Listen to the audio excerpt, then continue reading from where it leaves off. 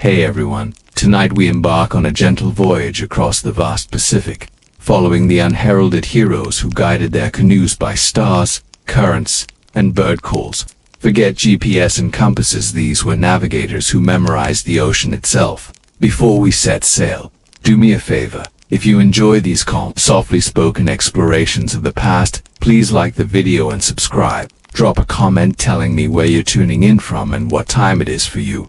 It's always a delight to see our circle of listeners around the globe. Now dim the lights. Maybe switch on a fan for that soothing hum, and let your mind drift, with the waves dot by the pale glow of a half moon. 2 weeks have passed since your first hesitant voyage to Rahotu. You've returned to your home island's larger village, where dozens of apprentices like yourself gather nightly for continued instruction. Tonight Muiloa brings you to the sacred stone platform, an elevated clearing ringed by coconut palms where the elders convene under a canopy of stars. The air is thick with the scent of drying pandanus and cooking fish, but immediately you notice the stillness that settles over the crowd as Muiloa steps forward. He speaks softly, his voice carrying on the breeze. Tonight, you leave land altogether. Your heart hammers. You exchange wide-eyed glances with two friends beside Yukai and Lonnie, whose canoe you share. Each of you has spent days rehearsing celestial bearings, memorizing swell patterns, and practicing hand signs used to communicate on high seas. But until now, you have always known land was within sight, Muiloa continues. We sailed to the uninhabited Motu * Reef Islet some 50 leagues west. No night-side lamps will guide us. Only the stars and the sea. The Motu lies beyond the outer reef, around a long barrier of coral that breaks the ocean's foam at high tide. Its isolation ensures apprentices cannot rely on glimpses of land. Instead, you must trust the patterns you've learned. That night, under a sky littered with galaxies of stars, you and your fellow navigators launch 3 Wa'akalua canoes from the narrow channel. Torches flicker on shore, but diminish quickly once you clear the reef's edge. Muiloa's voice calls across the hull, low and steady. Face south, toward the Southern Cross. Align your port outrigger with the keel of the left-hand canoe constellation. Steady, you grasp the rail of your canoe with both hands. Muscles coiled, the moon's crescent reveals a faint shimmer on the water, but it offers no reliable bearing. You focus on the Southern Cross Poatakawa, its 4 bright stars, forming a diamond overhead.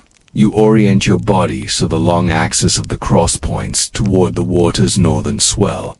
Your index finger marking the cross's spin as you pivot slightly left. Ocean swell as compass. Immediately, you feel the swell's pulse beneath the hull. The ocean here generates 2 primary wave systems. One rolling from the southeast, bred by distant storms near Aetia. The other, gentler, rising from the northeast. By feeling the swell's interval, 6 seconds for the southeast bank, 8 for the northeast, you glean precise headings. You lean forward, drive the paddle in measured strokes timed with the southeasterly swell's rise, keeping the canoe's heading true.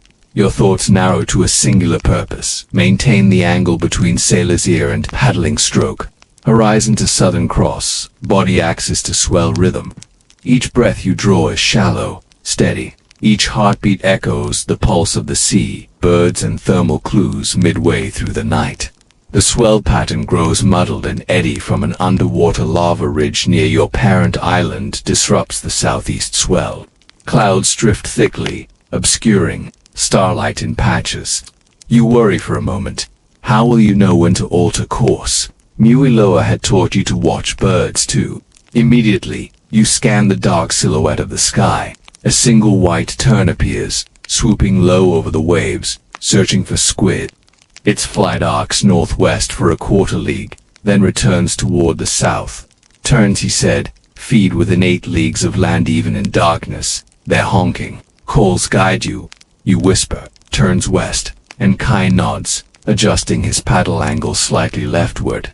Lonnie, on the opposite hull, spots a fleeting smudge of cloud-tinged orange, the glow of bioluminescent plankton swirled by gentle currents. He notes the current's direction, confirms the drift is slight enough to ignore for now. Temperature and color of water as dawn approaches. Pastel light tinges the east. You pause, paddling momentarily to sniff the breeze. Hints of fresh lagoon water mixed with the crisp salt temps of open sea. A subtle change in watercolor, a faint green lumen. Shallower banks ahead. You recall the reef motto, green is depth, green is death. If unheeded, you point toward the faint haze on the horizon. All three canoes adjust their headings 5 southward to skirt the reef edge, safe by a channel of deep blue water. As the sun's first rays crest the horizon, your canoe glides into still water. Before you, the motu appears, a low strip of sand dotted with pandanus and ironwood trees. Lessons beyond the stars. By noon, you land. There is no village, only an empty expanse of coral sand where occasional petroglyphs hint at ancient ceremony. You take a deep breath and recall Muiloa's words. The ocean is teacher, star is teacher, but only when mind and body become one. Over the next 2 days, you memorize the motu's layout. The lagoon shore's shallow bank, the single ironwood at the northern tip, the pattern of cloud that drapes above at midday when the sun warms the reef flats. You erect small marker sticks tied with coconut husk fibers to orient each cardinal direction for the final trial home. On the 4th dawn, without a torch or a guide, you push off. Your paddle parts the glassy lagoon water. The hull glides into open swell. No islands remain in view. You settle into the rhythm. Star compass on chest, hands on paddle, ear to swell. Memory as map. Your memory becomes your chart. You recall that rising of Vega at due east at 2 a.m. marks exactly 4 hours from home reef's dawn glow. Each star's rise and set, each bird's cry at midnight, each color change on the water. They are waypoints on an ocean highway. Slow hazard midst. The hull jolts on a slow undulation and undersea bank. Your heart leaps. Had you misaligned by mere degrees? You drop your gaze to the Southern Cross's missing arm only, a faint glimmer, but then you feel the swell order reassert itself. A 6-second pulse you recognize, exactly homeward orientation. You press forward, return in recognition as the sun rises high. You catch a glint of white surf near a distant reef crest. You call out softly. The other 2 canoes appear nearly simultaneously, on either side. By midday, you ease the canoes into the same channel you first departed. Villagers gather on the beach, calling and drumming gourds in welcome. You steps forward, places a hand on your shoulder. You have crossed the great empty, he says. Now you carry the ocean inside you. That night, around the fire, the elder navigators recount your voyage. They smile at your hesitation when clouds blocked the stars, your quick thinking to follow the turn's flight, your calm persistence when swells confused you. They award you the woven star cloth, a mantle embroidered with white tesserae, shell stars marking you as a full navigator's apprentice. As you lie on your woven mat that final night, the star cloth draped over your chest, you feel a new kinship with the ocean's expanse and the sky's patterns. Yet in the back of your mind lingers Muiloa's warning. True mastery arrives only when you navigate by memory alone. Even through storm clouds so thick no star can be seen, trusting only the swell's whisper and your own body's balance. Tonight, you rest, but tomorrow, another voyage awaits. Will you be ready to leave all constellations behind and navigate by ocean alone? The star paths of Polynesia awaken before dawn on a sheltered reef islet. The air is moist and warm, carrying the tang of salt and the distant cry of seabirds. All around you, the palm-thatched houses of your village lie silent, their raised floors scuffed smooth by generations of bare feet. On the eastern horizon, the first glimmer of Venus gold, the morning star, filters through a band of pastel clouds. You rise, unroll your woven pandanus mat, and sit cross-legged on the sand as your mentor, an elder navigator named Muiloa, squats beside you. Muiloa is already tracing lines in the sand, a rough compass of shallow grooves marking the rising and setting points of key stars. He points to a cluster of dots, our famed left-hand canoe of stars, or man-war in our own tongue, and explains, in soft, measured phrasing, how the canoe's prow always points toward home when it sets. Each star, he reminds you, is both a celestial guidepost and a memory anchor for tales of your ancestors' long voyages. In these early lessons, You learn that wayfinding is not a single skill but a tapestry of observations, stars and rising setting cycles. You memorize the precise nights when each star emerges above the line of surf, and where it disappears beneath it. You learn to draw an imaginary star compass on your skin lines from the shoulder to the hand, from the elbow to the knee, so that with just a tilt of the head and a sweeping glance, you know exactly which way home lies. Ocean swells. Muiloa gathers you at the shoreline as swells from distant storms roll below the reef crest. He shows how these swells wrap around coral outcrops, bend under islands, and form subtle cross patterns by placing a palm on a wooden spar. You feel the direction and strength of each wave, even when clouds obscure the sky. Bird flight. At daybreak, you watch tropic birds and terns rocket out to sea, their outward arcs always in search of fish are your clue that land lies to the windward side of their flights. And as dusk falls, you note how frigate birds glide homeward to roost, their silent wings marking the bearing of your home island even when the heavens are hidden. These lessons begin on land, but practice on water cements them. On the lagoon behind the reef, you and a handful of novices push out the double-hulled canoe, called a kalua. It rocks gently on the calm water. Muiloa shows how to feel the subtle interplay of swells beneath the hull. A gentle uptick on one side means a wave rolling eastward. A steady thrum beneath the center points to an ocean swell traveling from the north. Your training canoe is uncarved, its outriggers held aloft on wooden stands, yet beneath its plain exterior lies centuries of trial and error. Your first trial at sea happens on a moonless night. Clutching a small torch wrapped in fern fronds, you steer by the glow of phosphorescent algae in the water and the faint point of the Southern Cross, a key constellation marking due south. With Muiloa behind you calling softly, you edge away from the reef's protective barrier, leaving familiar lights behind. The dark horizon yawns. Fear nips at your spine. A single wrong turn could send you drifting hundreds of miles past the next atoll. Yet as your eyes adjust, you begin to discern patterns. The sea swells from a distant storm to the southeast register beneath your feet. As a slight thud, you know that pointing the canoe's prow 45 to the left of that rhythm will keep you on track toward the high island of Rahotu, some 40 leagues distant. You close your eyes, feel the pulse of the waves, and steer by intuition. Each breath you inhale carries both salt and primal trust. Each exhale detaches you from land for a moment, but also unites you with the ocean itself. By the time the first ribbon of dawn appears, you glimpse shimmering palm trees on the horizon. You point them out softly to your fellow novices, faces glowing with excitement and relief.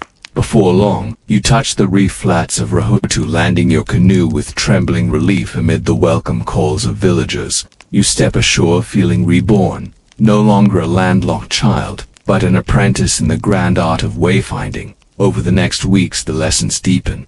You learn to read cloud banks that form distinct shapes over distant islands, piles of cloud that drift day after day above the same atoll. You carry small bamboo tubes filled with bits of red ochre, marking each new star position on your carved star compass, a practical celestial chart that fits in the palm of your hand. You memorize the calls of 12 species of seabirds, each flight pattern a clue to specific island chains.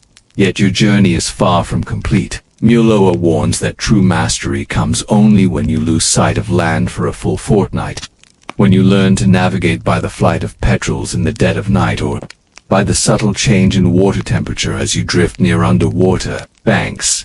He reminds you that your people once navigated entire archipelagos to heady Hawaii out a row without maps, without instruments save the human body and mind honed by observation. What you wonder, as you settle onto the warm sand after this first voyage, is whether you will ever trust yourself enough to leave all land behind, guided only by stars, swells, and birds. How many nights will it take before the ocean itself feels like home? Dawn breaks slowly over the lagoon as you awaken beneath the woven star cloth, the mantles, shell beads glinting faintly in the first light. Last night's triumph still rings in your ears, the acceptance into the circle of navigators, the chant of approval from every elder. Yet there is no rest for a notion. Today Muiloa will test you in the ultimate trial. a crossing during foul weather, when stars vanish and swells rage. The gathering storm by mid-morning, thunder rumbles on the horizon. High winds whip the coconut fronds. Your companions ready, 2 canoes, one bound for Rahotu, the other for Home Reef. But you are summoned alone. Mioloa stands at the water's edge, adorned in his own star-cloth cloak, voice calm as the shifting skies. Behind him, dark clouds mass in columns, heavy with rain. He places a hand on your shoulder. There are voyages that only the heart can navigate. He intones tonight. You face the storm's heart. Your heart hammers. Every apprentice before you has sailed fair seas, under bright skies, using the stars, birds, swells, and currents. But to master wayfinding, you must learn to trust your inner compass, even when the sky is sealed by clouds and the ocean roars in threat. Preparing for nightfall, you spend the afternoon carving a miniature star, compass on a chunk of breadfruit, wood, marking only the most reliable stars, those that, even before rising, cast a faint glow through thin cloud banks. Mioloa does the same on a separate plank. Then you both board your canoes at the channel's mouth, paddles pointed into a wind-driven surf that froths at the reef's edge. He offers no lantern. Tonight you must see with your mind. He places an outrigger float at the stern, improvised hull marker still tethered by a single coconut fibber line. If you lose orientation, drop this float. I will recover it at dawn and know where you went astray. With a nod, you back the hull into the roaring surf. A final wave hurls you forward.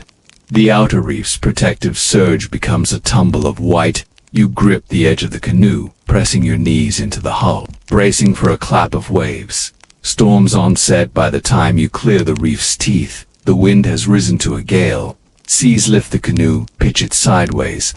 Rain slams against your skin in icy sheets. You brace with every muscle, lean into the wind, feeling for the rhythm of swells deep beneath the whitecaps. You cannot see more than a few paddle strokes ahead. You cannot hear Muelo's calls. You close your eyes and surrender to sensation. The hulls angle against the swell. Every half-second vibration is a word in a dialect you studied your lifetime. You place your palm on the deck behind you, feeling the outrigger float tug gently under the water, marking the canoe's axis. You draw in a breath, the salt-leaden air, the spray stinging your lips, the hollow roar of wind in your ears. Each sense hones itself to the ocean's poem, navigating blind as night falls. The storm intensifies. There is no moon, no starlight. Occasionally lightning arcs overhead, splintering the blackness, illuminating the mountainous waves in ghostly relief. You see only darkness and white froth. Your body remembers the positions of constellations from thousands of nights' practice, but tonight no star graces the sky. Your mind becomes your map. You recall the land's bearing, a course set by the Southern Cross some nights past, adjusted by the flight of turns when clouds swallowed stars. You remember the ocean swell's signature, a 6-second throb from the southeast that once guided you homeward. You feel for that pulse beneath the hull, counting each surge, 1, 2, 3 until 6, then 8, indicating the northeast swell. The stronger rhythm is your homeward compass. Each paddle stroke matches the swell's rise steady. Unhurried, when the canoe crests a wave, you tilt forward. Listen to the hull's sigh as it falls into the trough. You lean into the next, confident the craft will right itself. You whisper to yourself, home lies between these pulses. Moments of doubt. Half an hour in, a massive wave lifts the canoe so violently that you lose contact with the deck. For a heartbeat, you hover in darkness. The ocean's roar suddenly distant. Your heart thuds.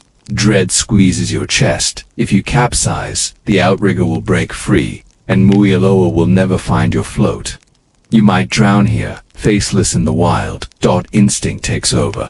You grip the rail, tuck your head, and let the canoe fall beneath. You water cascades over the hull. You surface with panting breaths and push the canoe upright using practiced thigh muscles. Each movement is automatic, honed by months of training. Within moments you are paddling again, hands slick with rain. You remind yourself, fear is a wave too, right above it.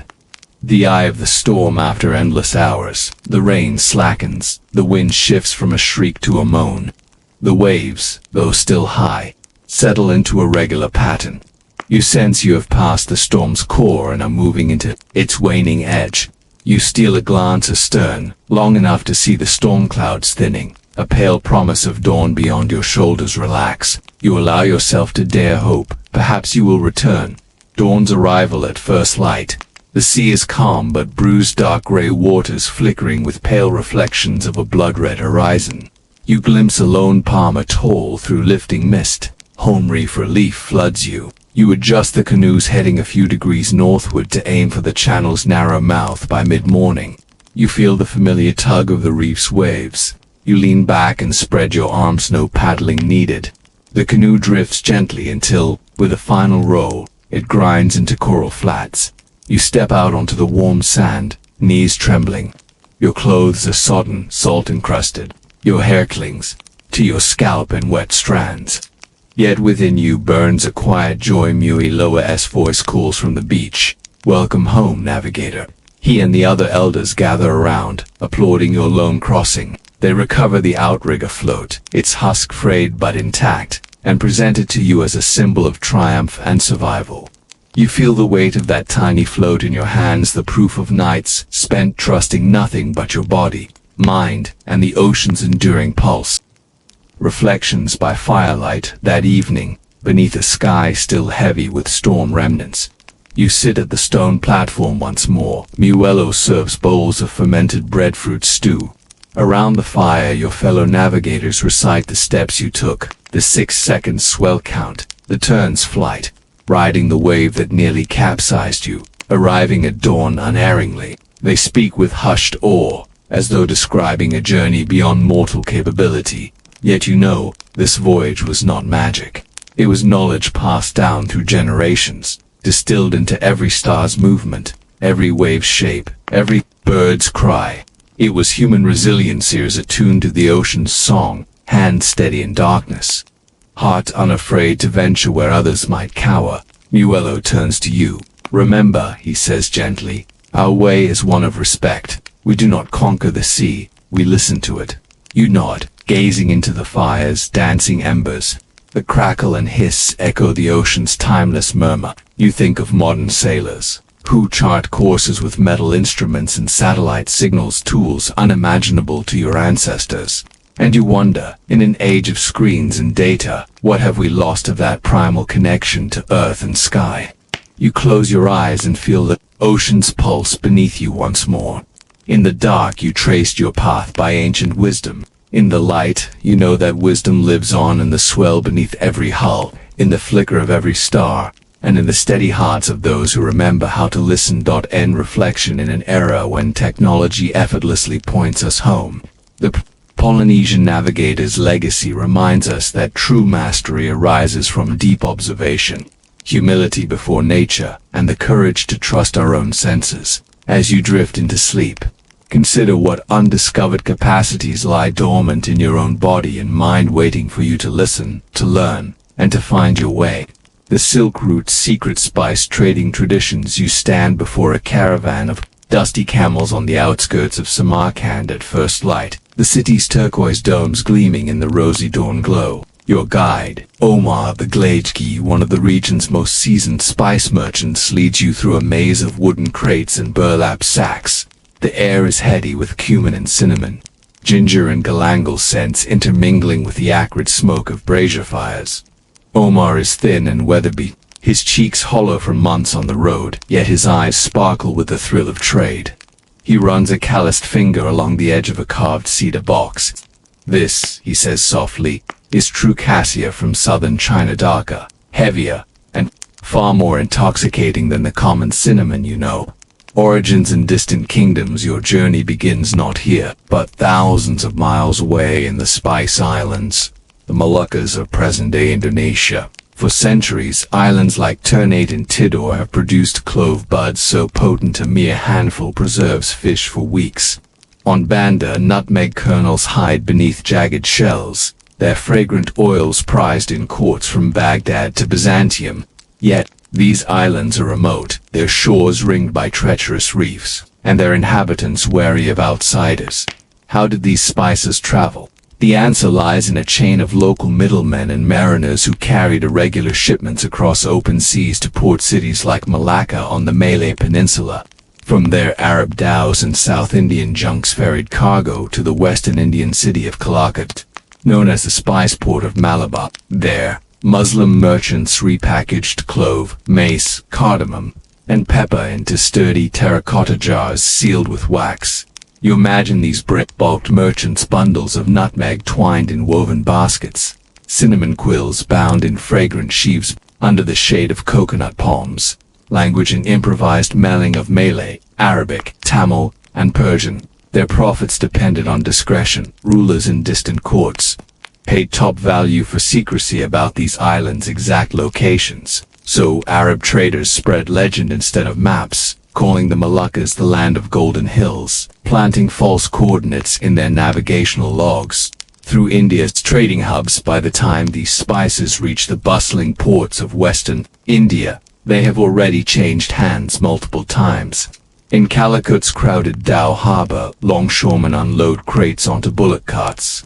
Each crate bears the mark of its origin, a stamped symbol of a crowned lion for China's cassia, a stylized starburst for Moluccan cloves. From Calicut, spices travel up the Malabar coast to the ports of Surat and Daya, where Gujarati merchants, famed for their accounting and nautical knowledge, combine them with local goods, curcuma root and coconut oil before dispatching vessels into the Arabian Sea. That it is here, near the mouth of the Persian Gulf, that Persian and Yemeni traders board the floating bazaar. These seafaring merchants navigate by sextant and compass, threading their dhows through seasonal monsoon winds. They shelter in Oman's Muscat harbor during the southwest monsoon, then set sail for the Red Sea when the winds reverse. Along the way, they call at ports like Aden and Jeddah, each city adding its own local produce rose water, myrrh, and frankincense into the spice mix. In Jeddah's narrow lanes, fragrant smoke from incense braziers drifts beneath wooden lattice screens. You picture Somali merchants from Zila bargaining loudly over saffron strands dyed in Kashmiri gold, Arabian merchants haggling for the last measure of cardamom. The final maritime leg carries these cargoes north to the Egyptian port of Suez, where goods are transferred onto caravans bound for Cairo. Caravans across Arabia at Suez. The spice-laden pack animals, camels and mules, are fattened and rested. Each camel carries roughly 300 pounds, divided into leather panniers to stabilize the load over the shifting desert terrain. Every animal is tagged with the merchant's insignia, an intricate geometric seal burned into the leather so that if a caravan fragments, each trader's goods can be reclaimed. You feel the coarse hair of a camel's neck as you help guide it into the caravan's ranks. From Suez you traverse the Sinai Plateau, the horizon a shimmering mirage of heat. By day the sun's glare off white sandstone bleaches the world into near blindness. By night, the temperature plunges and the camel's breath mists the air. You rely on a small crystal-filled Scutaman Omani navigation instrument calibrated at each oasis, Wadi Firan, Ain Musa, and finally Aqaba on the Red Sea's eastern arm. Aqaba, another small fleet of dhows waits. The shortest sea route up the eastern Mediterranean carries the spice shipments to the Levantin ports of Beirut and Tripoli. You picture silent nights at sea, the spice jars below deck, their terracotta amphorae absorbing moisture, preserving freshness, guarded by a single watchman with a lantern. Into Anatolia and beyond, Beirut's port is noisy with cargo winches and the clatter of horses pulling wooden wagons. Armenian and Syriac merchants bid for shipments of mace, pepper and cinnamon imported from the Kayseri Bazaar. From Beirut, spices journey inland across Anatolia. Caravanserais offer refuge, where you rest beside steaming bowls of lamb broth spiced with turmeric and ginger. The famous caravans run between Aleppo and Konya, connecting the Mediterranean to the Ottoman heartlands. Each station rebundles spices into Ottoman girdle belts, leather pouches worn at the waists, small enough to smuggle past state taxes. Ottoman tax collectors, aware of the high value of these goods, impose heavy duties on overt shipments. Merchants learn to bribe, to disguise sacks within safflower freight, even to alter maritime logs to list red ochre instead of cinnamon. By the time you reach Istanbul, The imperial capital, the full complement of spices has dwindled, by half confiscated, consumed, or sold at each stop. Yet even a small measure of Moluccan clove commands a king's ransom. In the Grand Bazaar's vaulted stone aisles, you witness the opulence of these imports. Sacks of black, glossy peppercorns piled by the stall of Armenian traders, baskets of Paliello galangal root next to vats of red Kashmiri chili. The fragrances swirl, a heady perfume laced with every corner of the known world. In the cool morning shadows of Istanbul's Grand Bazaar, you meet Hazen Pasha, a veteran spice wholesaler whose family has traded pepper and cinnamon for generations. He leads you beneath a large corridor to a hidden storeroom, its walls lined with tightly sealed leather casks. The air is perfumed with a mellow warmth, aging cassia mellowed by centuries of subtle oak scents, aging and preservation techniques. Spices are like people, Hazen says with a wry smile. They change with time. He taps a cask of long pepper piper longum sourced from Malabar. Notice the dryness, the crisp crack when I press a pod between my fingers. We dry them slowly in shaded lofts, turning them each day so no moisture remains. Inside the storeroom, you see trays of ginger and turmeric roots carefully arranged on mesh shelves. Hazen explains how each batch is dried to exactly 10% moisture content, measured by hefting samples on a small brass spring scale. If too damp, they invite mold. To dry, they lose volatile oils and aroma. Sanavan method. Shallow wicker trays placed on flat stone roofs, covered overnight to trap residual heat. Charcoal smoke curing, pungent smokes from kill-fired scented woods preserve pepper and cloves, adding a lightly bitter note appreciated by Ottoman chefs. Once dried, spices are parboiled in saline brine. Salt inhibits bacterial growth, then sun-dried again before sealing. Finally, Hazen lines his cap with beeswax melted and brushed into every corner to keep air and insects away. Smuggling and bribes, yet preservation is only half the battle. Taxes and bandits threaten every caravan. You ask Hazen how he keeps his goods safe. He gestures to a small trapdoor set into the storeroom's floor. Below there, he whispers, lies our clandestine cellar. You crouch and push aside a wooden panel to reveal a narrow shaft. Hazen descends, pulling you after him into a vaulted subchamber. Shelves hewn from the bedrock hold unmarked sacks of true spice bounty. The upper casks marked dried figs or goat hides are decoys for customs agents. In the hidden cellar, real pepper is stored in woolen-lined chests, accessible only to trusted family members. Bribes flow freely. Jars of ambergris, gold coins, foreign textiles. Hazen recalls once a customs official discovered a decoy sack but accepted a diamond ring and looked the other way. It's an art, he says. We pay the right people small gifts regularly. We honor their families on holidays. Loyalty, like spice, must be nurtured. Supply chain risks. Despite these precautions, disasters strike unpredictably. Hazen recounts a fateful caravan crossing the Syrian desert 30 years ago. A sudden sandstorm buried dozens of camels and mules. He lost half his cargo, precious cinnamon and mace, only by sacrificing several pack animals to buy more water and waiting 10 days.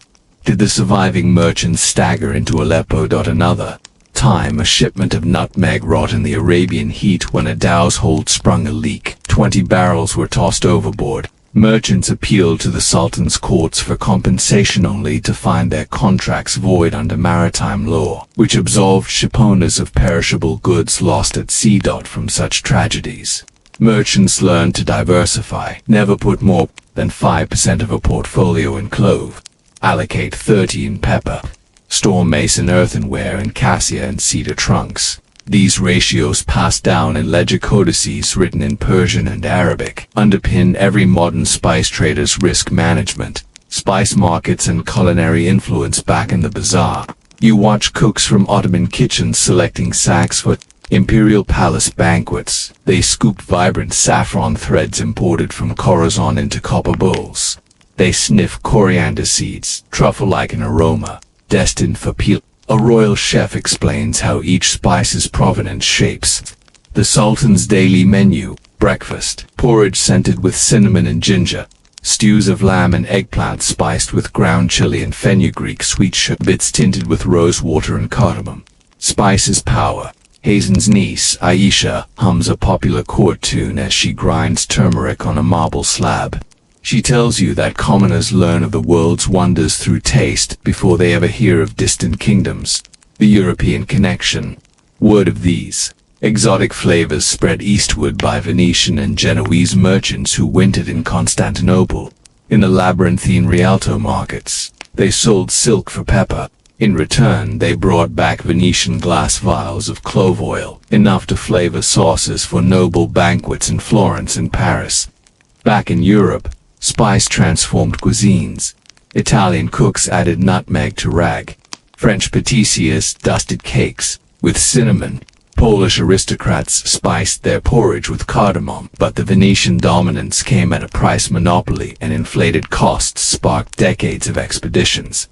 You recall Vasco da Gama's voyage in 1498, aimed at bypassing Arab middlemen and reaching Calicut directly. His arrival set in motion European colonial empires, all driven by the hunger for spices that merchants like Hazen Pasha refined and protected through centuries of subtle technique. As you leave the cool storeroom, the afternoon sun feels harsh. You glance back at the hidden cellar entrance and wonder, in an age before instant communication, how did these merchants coordinate across continents? How did a recipe in Istanbul know to demand clove buds from Ternate? And what happened to the countless small traders whose caravans vanished into deserts and storms, their names lost to history? That evening you stand on the wooden balcony of Hazen Pasha's home overlooking the Golden Horn. Lantern light flickers across the water, the call to prayer drifts on the breeze. You sip a cup of rose cardamom sherbet as Hazen reflects on the centuries yet to come, his gaze distant. The age of exploration and shifting powers when Portuguese ships rounded Africa's Cape of Good Hope in 1498. The centuries-old Arab and Venetian networks were blindsided. Pedro Álvares Cabral's expedition captured Calicut's spice markets, carving new pathways to Europe. Soon, Portuguese forts sprouted in Goa, Malacca, and Hormuzich, a fortress protecting royal spice monopolies. Hazen recalls dispatches from Goa reaching Istanbul by royal courier, sealed with a sultan's crescent signet. He folded the letters carefully, accounts of Portuguese taxes, new routes, and threats to overland caravans. Within a decade, Sultan Suleiman the Magnificent ordered a diplomatic mission to Lisbon, seeking to negotiate terms. But distrust ran deep. Portugal's naval cannons could easily blockade the Red Sea. Adapting to a new world in response, Ottoman merchants shifted northward, revitalizing Black Sea routes through Crimea and Odessa. Spices now traveled in bulk, overland via Kazvin and Tabriz, skirting Portuguese blockades. Camel trains braved winter snows in the Caucasus, bringing saffron from Khorasan. The Silk Road's old glory revived in hidden passes, mapping new branches by leather-bound journals. You accompany Hazen on a winter journey to the Russian steppe. The caravan's laden wagons groan over frozen ground, each axle treated with tallow to prevent ice buildup. You huddle in an oxhide berth as travelers share stories of New World chili peppers, plants the Spanish carried back from Mexico. Soon pipers and bohemians in Kazan added a pinch of red heat to their meat stews. Spice traders adapted their wares again, embracing American peppers alongside the old guard. Industrialization and the decline of caravans. The dawn of the steam age in the 19th century brought profound change. The Suez Canal's opening in 1869 slashed maritime travel times from 6 months to 6 weeks. Iron-hulled steamers, unburdened by wind, carried tons of pepper and cloves in sealed metal holds. Impervious to pirate raids or spoilage, caravanserais fell silent. Camel caravans gathered dust. Hazen's descendants sold their private caravans to the Ottoman army for use in frontier supply lines. The spice trade centralized in steam-powered ports, Alexandria, Bombay, Singapore, each with gigantic warehouses and hydraulic presses to extract essential oils. Yet with industrialization came commoditization. Spices once measured in tiny Precious marks were now sold in sacks by the ton. Quality varied widely. Adulteration with sawdust and powdered bark became rampant. Trade cards once signed by master merchants were replaced by impersonal shipping manifests. The mystique of secret routes faded. Modern revival in culinary legacy despite industrial change. A revival emerged in the late 20th century. Gourmands and chefs sought heirloom varieties, single-origin spices with distinct terroir. Small cooperatives in Kerala and Zanzibar published authenticity indexes. Hazen's heir, Layla Pasha, now leads a foundation training local farmers in organic cultivation of Malucan cloves and Malabar pepper. Her workshops teach beeline drying methods, wax sealing, and miserly haggling, preserving centuries-old traditions in a modern world. In Istanbul's reborn spice markets, tourists wander beneath rainbow sacks of saffron, vanilla beans, and rare grains of paradise. Layla's foundation runs guided spice heritage tours, tracing the caravan routes on foot and by boat, telling stories of lost merchants and smuggled barrels. She carries a small leather diary, the same codex of risk ratios and drying charts, compiled by her ancestors. And reflection as you sip your honey cardamom tea. The city lights swirl like distant stars. The spice trade's story, you realize, is more than economics or exotic flavor. It is a testament to human ingenuity, adaptation, and resilience across continents and centuries. From the hidden cellar beneath Istanbul's bazaar to the windswept dunes of the Syrian desert, merchants navigated politics, storms, and shifting empires, carrying not just cargo but culture and connection. They preserved spices against rot, bribed their way through blockades, and reinvented routes when maps changed. Today, when you sprinkle cinnamon into your coffee or grind black pepper over dinner, you partake in that legacy, a tapestry of human perseverance woven through time. Next time you taste a spice, remember the thousand hands, the hidden cellars, the desert crossings, and the midnight seas that brought it to your table. And as you drift into sleep, consider what everyday comforts of modern life trace back to journeys as bold, resourceful, and surprisingly boring as these spice trade traditions. Story 3. How Ottoman coffee houses shaped gentle social rituals. The first light of dawn filters through painted wooden shutters onto narrow cobblestone lanes in 16th century Istanbul. You follow the aroma of freshly roasted beans, earthy, chocolatey notes slightly tinged with smoke, until you arrive at the roofed facade of a newly opened kahvehane. The city's first coffee house. A simple wooden sign swings above the door, inscribed in elegant Arabic script, House of the Black Brew. Inside, the floor is packed earth. Walls are plastered white. Low tables made of walnut are set amid cushions of faded brocade. A single brazier holds glowing coals, heating a long-necked zest pot of dark liquid. You step up to the counter, where the proprietor, Hazen Effendi, measures fine brown powder with a silver scoop, exactly 2 finger pinches per cup. Arrival of the bean coffee's journey to Istanbul began decades earlier in Yemen's highlands. Sufi dervishes at the port of Makkah discovered that these roasted and ground berries kept them alert through nightly devotions. By 1517, Ottoman pilgrims returning from Mecca brought back small sacks of the beans, prized as wine of the faithful since alcohol was forbidden. The Sultan's court first tasted the brew in 1554, then quietly sanctioned its wider use. By the 1550s, merchants established informal coffee stalls near major mosques. The ritual was simple: roast green beans over an open flame, pound them in a mortar, then simmer grounds with water and sometimes sugar in a tiny copper pot. The brew was unfiltered sediment settled to the bottom, so drinkers learned to sip gently, leaving the grounds behind. Social transformation. Until coffee's arrival, Ottomans gathered at tech Sufi lodges or public baths for conversation.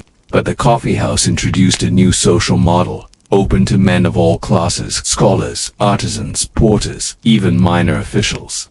You notice that Hazen Effendi's customers include a turbaned mullah reading from a manuscript, a bearded boatman scrubbing his nails with a toothpick, and a poet reciting verses to a small circle. Conversations covered news from the Persian frontiers, the latest court intrigue, and the intricacies of Persian poetry.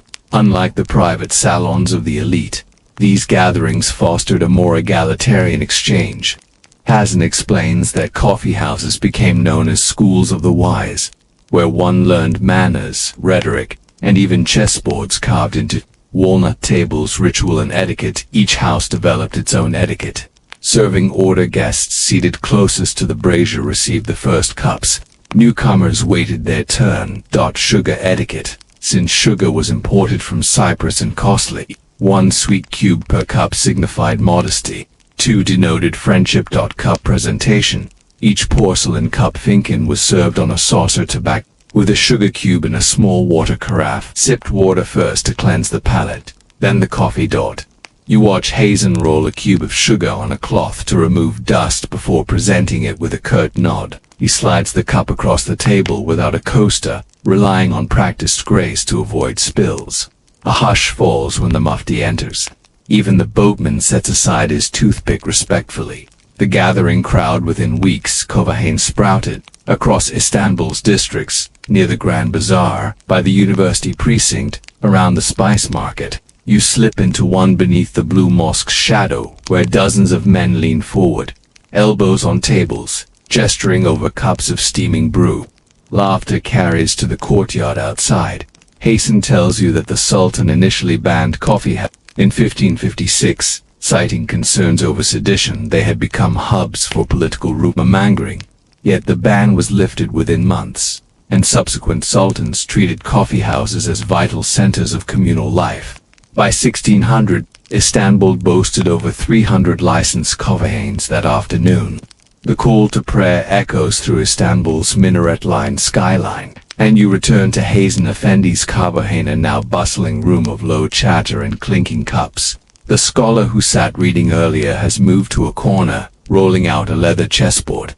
A group of artisans gather at another table, comparing the day's news carried by travelers from Anatolia.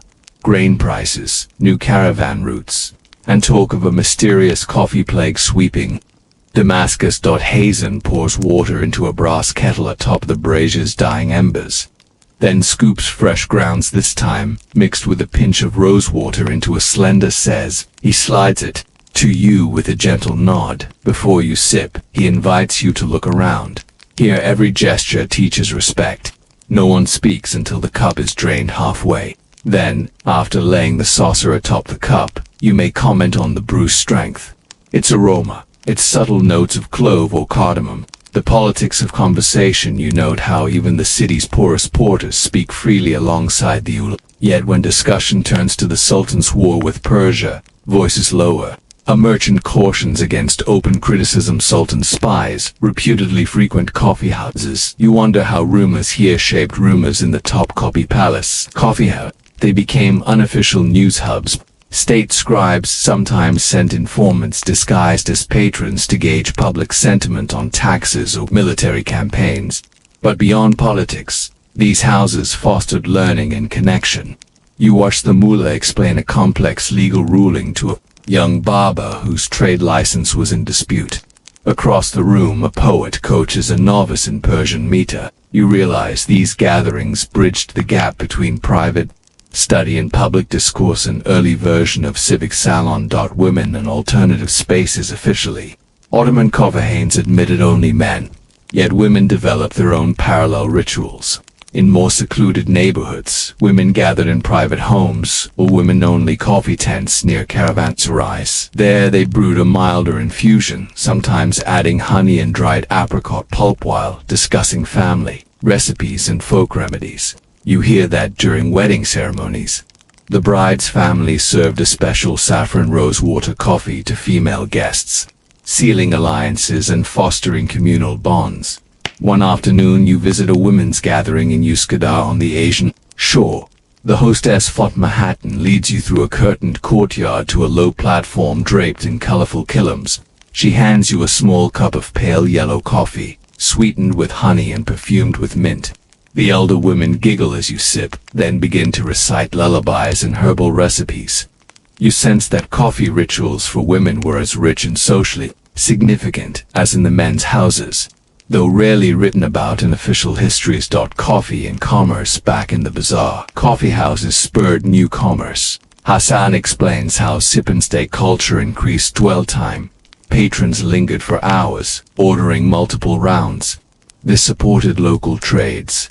Copper artisans produced ornate Caesar pots, weavers crafted cushions, calligraphers painted new signs, advertising house specialties, saffron coffee, cardamom coffee, dark roast. You visit a Cezd workshop, where young craftsmen hammer brass sheets into slender-necked pots. Each is tuned thickness of the metal, angle of the handle for optimal heat transfer. You run the back of your hand along a handle. It's polished smooth, balanced perfectly for one-handed pouring. The artisan tells you that each master says carries his personal trademark, an incised vine motif or a stylized tulip. These pots become heirlooms, passed from generation to generation. Religious and moral debates. Not everyone embraced coffeehouse culture. Conservative clerics argued that coffee, an intoxicant by any other name, distracted from prayer and encouraged idle gossip. Fatwas were issued condemning coffee as haram. Sultan Murad IV famously attempted to close coffeehouses in the 1620s, threatening severe punishment for both proprietors and drinkers. Yet the edicts proved unenforceable. Coffeehouses reopened as soon as the Sultan's soldiers departed. In 1650, a council of jurists declared coffee mubah permissible, citing its energizing, non-intoxicating nature. They ruled that coffee aided worshippers in their devotions and sharpened the mind. The fatwa cemented coffeehouses as legitimate social institutions. Global ripples from Istanbul. The coffeehouse model spread westward. Venetian merchants opened the first European coffeehouse in 1645, modeling the low tables and velvet cushions. London followed in 1652, Paris in 1672. Although local customs varied, Parisians preferred reading gazettes. English gentlemen played backgammon. The core ritual remained. Conversation, coffee, and camaraderie. You trace letters in your mind. An Ottoman traveler writes of the strange wooden benches and cold-boiled brew in London, lamenting the lack of brass pots and sugar cubes. Yet within a decade, Istanbul's own houses borrowed European clay tiles for floors, blending Ottoman and Western aesthetics. This exchange, you see, was bidirectional, enriching both cultures. As dawn light seeps through the lattice windows of Hasan Efendi's Kavahane, the city stirs once more. You settle onto a cushion beside the brazier, nursing a final cup of dark roast. Through months of study, you've witnessed how coffeehouses evolved from simple drink stalls into vital civic salon spaces that blended commerce, culture, and community. Now it is time to trace their lasting legacy. Cultural crossroads. By mid-18th century, Istanbul's Kavahanes had become laboratories of style. Poets composed verses on sugar-stained napkins. Calligraphers sold personalized coffee cups inscribed with guests' names. A young architect, inspired by the hushed intimacy of these rooms, introduced low divans and patterned kilims into elite mansions, blurring distinctions between public and private spaces. You observe how European visitors envoys merchants. Scholars scribbled glowing accounts of Turkish mocha houses, praising their warmth and conviviality. Word spread through travelogues that one could sip cardamom-spiced coffee while hearing the Sultan's latest decrees whispered by informants hiding behind ornamental screens. This fascination led to the first coffee books in Paris and London, recipe collections that adapted Ottoman methods for European kitchens. Cafes, classroom beyond leisure. Coffeehouses served as informal schools. Mechanics of navigation were taught over cups of strong brew in portside houses. Amateur astronomers discussed celestial events in courtyard cafes. Sufi orders held esoteric gatherings in dim back rooms. You recall the mullah who once led a small study circle here, illuminating the Qur'an's metaphors by waxing poetic over coffee's transformative power. Such lessons echoed the age-old madrasa model, quiet study punctuated by restorative sips. The democratic hearth, the Kovahane's egalitarian spirit, endured until modern reforms in the late Ottoman era disrupted it. Tanzimat reforms 1839 to 1876 introduced Western-style libraries, theaters, and gentlemen's clubs, each with strict membership. New European cafes in Biokalu catered to the elites, charging higher prices and housing imported furniture.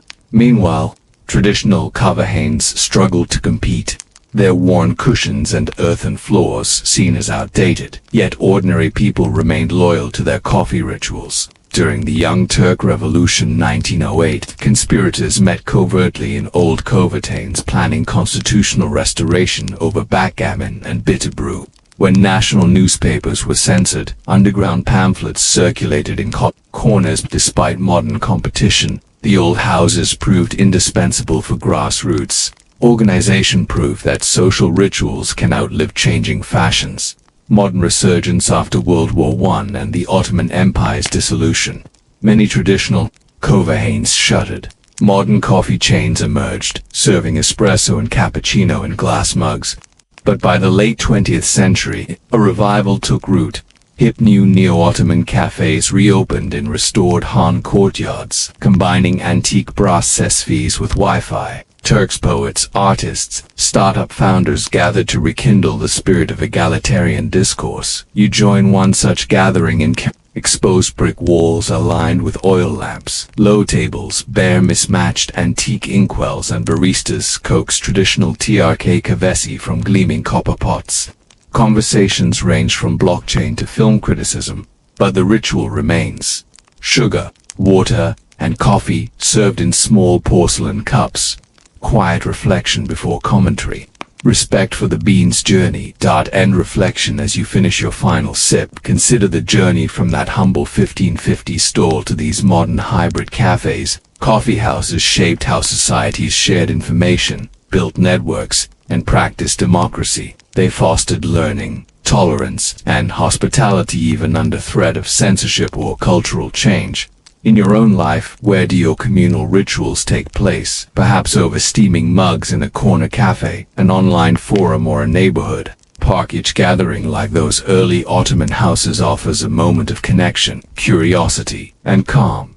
Tonight, as you drift to sleep, think of the first velvet-cushioned visitors in Istanbul, leaning forward for the Sultan's news, the hidden fatwas, and the fragrant promise of morning. What gentle conversations in your own world might carry the same quiet power to shape community and change? You step through a carved sandstone arch into the courtyard of Emperor Jahangir's observatory at Fatehpur Sikri, midday heat shimmering off marble inlays. Beneath a latticed pavilion, a group of women scribes and astronomers sit around a brass astrolabe that gleams like liquid sun. Their turbans are wound high. Their eyes study the instruments, moving reti with keen concentrations. Begum, one of the observatory's chief scholars, welcomes you. She leads you to a low marble bench beside an equatorial ring vast enough that two assistants adjust its tilt by hand. We chart the night sky for the emperor, she explains softly. But our true work is understanding time itself. Astronomy. In the Mughal court, you recall that Mughal rulers prized celestial knowledge both for astrology and for practical governance, timing the planting season, determining prayer schedules, and governing state ceremonies. While male scholars often received patronage, a school of women astronomers quietly flourished under Zenana auspices, women's quarters of the palace where royal daughters learned mathematics, Persian poetry, and the movement of heavenly spheres. Zahira unrolls a parchment chart, constellations translated into Persian verse. The Great Bear becomes Shama Bishop, the evening serpent, winding across the heavens. She points out a newly recorded comet from 1627 that she observed rising above the Araval hills. Her note synced in carbon black and indicates its trajectory night by night. Instruments and method. Zahira leads you to a carved sandstone mural quadrantan arc spanning 40 degrees. Marked in precise half-degree increments, she drops a tiny plumb bob against the arc and aligns its string with an engraved point. A scribe notes the reading in Persian numerals. Nearby stands a jar-shaped armillary sphere, interlocking brass rings representing celestial circles. Zahira shows how she adjusts the sphere's tilt to match the local latitude around 27 north, then spins the ecliptic ring to simulate the sun's annual journey. She invites you to try. You grasp the outer ring, align it with a carved meridian line in the marble floor, and feel the smooth gearwork click as it turns. For a moment, you glimpse the cosmos compressed into polished brass. Women's scholarly networks after your turn. Zahira explains how the observatory's women formed a network with female scholars in Agra and Lahore. They exchanged letters sealed with wax imprints of jasmine, detailing new star charts, corrections to planetary data, and translations of Sanskrit astronomical treatises. At Feta for Sikri, they compiled these insights into a lady's sidereal almanac, circulated only among the Sanana. You imagine the effort. Scribes copying tables of lunar mansions by candlelight, navigators penning star names in Urdu and Sanskrit side by side. Each chart bore marginalia comments on weather conditions, sightings of meteors, and predictions for upcoming eclipses. These almanacs guided not only court astrologers but also village farmers who consulted them for sowing and harvesting. A week after your first visit to Feta for Sikri's observatory, you return just before moonrise. The courtyard is hushed except for the gentle clatter of metal on stone, as Zahira Begum's assistants realign the mural quadrant for evening observations. The air holds a cool promise, and over the low sandstone walls, the Araval Hills silhouette. The fading sun. Zahira greets you with a simple nod and motion toward a bench beside the equatorial ring. Tonight we observe Jupiter's stations, she explains. Its path through Capricorn tells us much about seasonal change and about the Emperor's fortune. Planetary measurements. The team gathers under the pavilion. One scribe adjusts the ring's tilt precisely to 23. Jahangir's favored alignment for the winter solstice, while another steadies the central axis. A small lamp is lit, illuminating engraved degree marks. Zahira holds a polished brass alidata sighting vane with a crosshair and peers through it at the first pale star of evening. Deneb in Cygnus to verify the ring's orientation. Once aligned, the group waits. A low chant begins, a mnemonic for planetary stations rendered in Persian meter. As Jupiter's first faint point appears above the pavilion roof, Zahira stops the chant and hands you the alert. You aim the sight vane at the planet's glimmer and record its angle against the ring scale. 150 to 14. A scribe notes the value in the dusk light. Good, Zahira murmurs. By comparing tonight's reading with the one from 20 nights ago, we'll calculate Jupiter's mean motion, its daily average degree of arc. She leads you through computations on wax tablets, subtracting the earlier 147.8 from tonight's measurement, dividing by the nights elapsed. When your finger traces the final quotient to 0.25 per day, Zahira nods. In theory, his station advances 25 daily. In practice, we adjust for atmospheric refraction. Almanac compilation. Back inside the Zanana's cool chambers, the scribes convene around a low table of sandalwood. They pool observations, planetary angles, lunar mansion crossings, media sightings, and cross-reference them with entries from Lady Nur Jahan's courtly diaries. Nur Jahan, the powerful empress, took a personal interest in astronomy, commissioning a Persian translation of Ptolemy's Almagest and requesting monthly eclipse predictions. You watch as one scholar adds Jupiter's new station to a ledger of celestial tables. Another seals a folded page into an almanac volume bound in embroidered velvet, stamping it with a jasmine wax seal. Zahira remarks quietly that copies will be smuggled to Mughal observatories in Delhi and Kashmir, strengthening scholarly ties across the empire. Astrology and imperial authority. In the following days, you accompany Zahira to an audience in the Diwan public hall of the palace, where court astrologers, mostly men, present planetary charts before the emperor.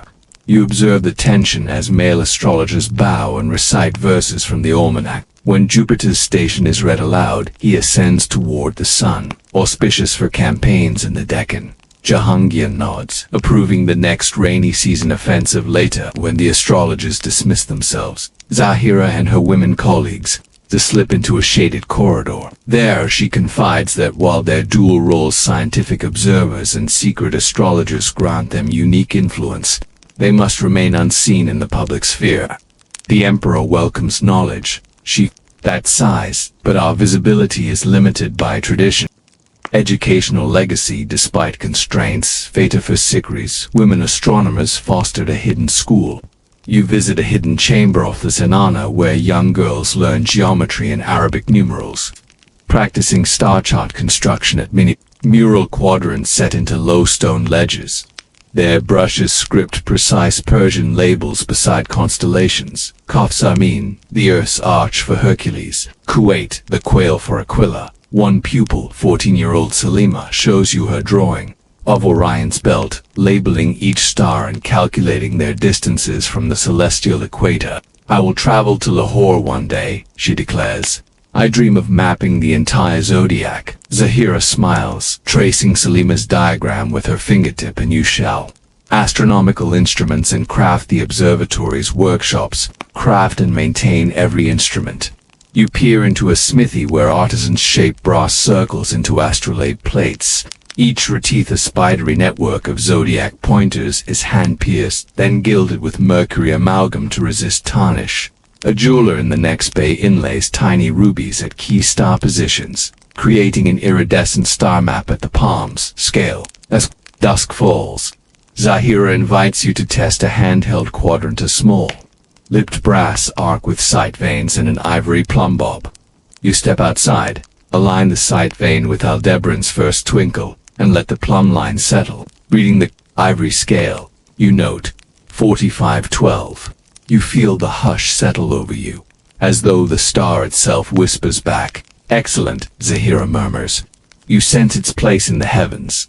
The next morning you rise before dawn and return once more to Fata for Sikri's observatory pavilion. Now bathed in pale amber light, the equatorial ring stands silent.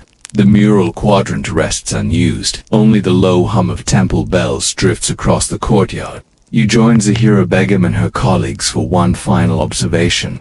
A partial lunar eclipse predicted in their Lady's Sidereal Almanac. The eclipse ceremony as the moon rises. You settle on a stone bench beside the armillary spheres. Instructs the women to stand in a semicircle, each holding a small bowl of cooled rosewater. The court eunuchs allowed into this public chamber for the first time stand just beyond, respectfully silent. A hush falls as the earth's shadow begins to creep across the moon's pale face. In unison, the astronomers raise their bowls, sprinkling rosewater into the air. Droplets shimmer like stardust in the moonlight. The ritual combines scientific precision. Each woman has recorded the eclipse's projected start to the minute with poetic invocation. Verses from Persian, lyricists praising celestial harmony. When the eclipse's peak arrives, half the moon swallowed, the women recite a final stanza. Shadow and light entwine on heaven's dome. Even darkness yields to time's sure home. A soft applause echoes in the courtyard. The eclipse passes, the moon's full glow returns. You sense that this ceremony binds knowledge and community, reminding all observers royal and common. Alike that cosmic events transcend rank. Court relocation and the observatory's fate. Shortly after this eclipse, the emperor's court moves to Agra. Fata for Sikri falls into gradual disuse. Its grand halls become a ghostly echo of imperial ambition. The observatory's instruments are dismantled and transported piecemeal to new sites in Delhi. Some are repurposed, others forgotten in storage. Zahira and her team travel with the court, but over the next decade, many women retire or marry into provincial families. The Lady's Sidereal Almanac volumes are dispersed, some gifted to scholars in Lucknow, some sold to Persian collectors in Tehran, others vanish entirely. You accompany Zahira on her final inspection of the empty pavilion. The brass astrolabe's reti has been removed. The mural quadrant's arc lies in a dusty storeroom. Zahira gently traces the carved meridian line on the marble floor. One last time. Our instruments outlast us, she murmurs, but the stars remain. Hidden manuscripts and rediscovery. Centuries later, during British colonial rule, many Mughal archives are catalogued or looted. European Orientalists discover Persian manuscripts and library vaults, treatises on astronomy that focus exclusively on male scholars. The women's contributions remain obscured. It is not until the mid-20th century that an enterprising librarian in Delhi unearths a battered velvet-bound volume in a forgotten storeroom. The jasmine seal is cracked, but beneath it lies neatly penned tables of lunar mansions annotated in feminine Persian script. The librarian, Dr. Amina Said, recognizes marginal comments matching those described in oral histories of Zahira's workshop. She publishes an article revealing Fatefra Sikri's women astronomers and ignites a wave of scholarship across India and Pakistan.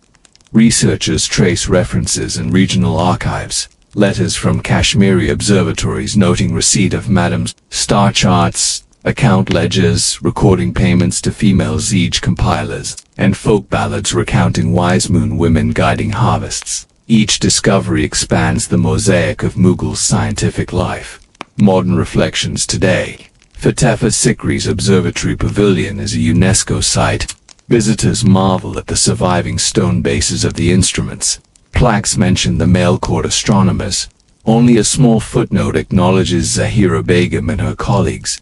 You stand by the restored mural quadrant, imagining Zahira's voice reciting planetary stations in Persian couplets. You close your eyes and feel the cool marble under your hand, as she once did, aligning her Elidiate to distant stars. The sky above is veiled by city lights, but you recall the brilliance of those constellations she charted. In 2020, a project at Delhi University launched a digital reconstruction of the Ladies' Sidereal Almanac. Scans of recovered volumes create an interactive star map. Citizen scientists can plot Jupiter's stations as Zahira did.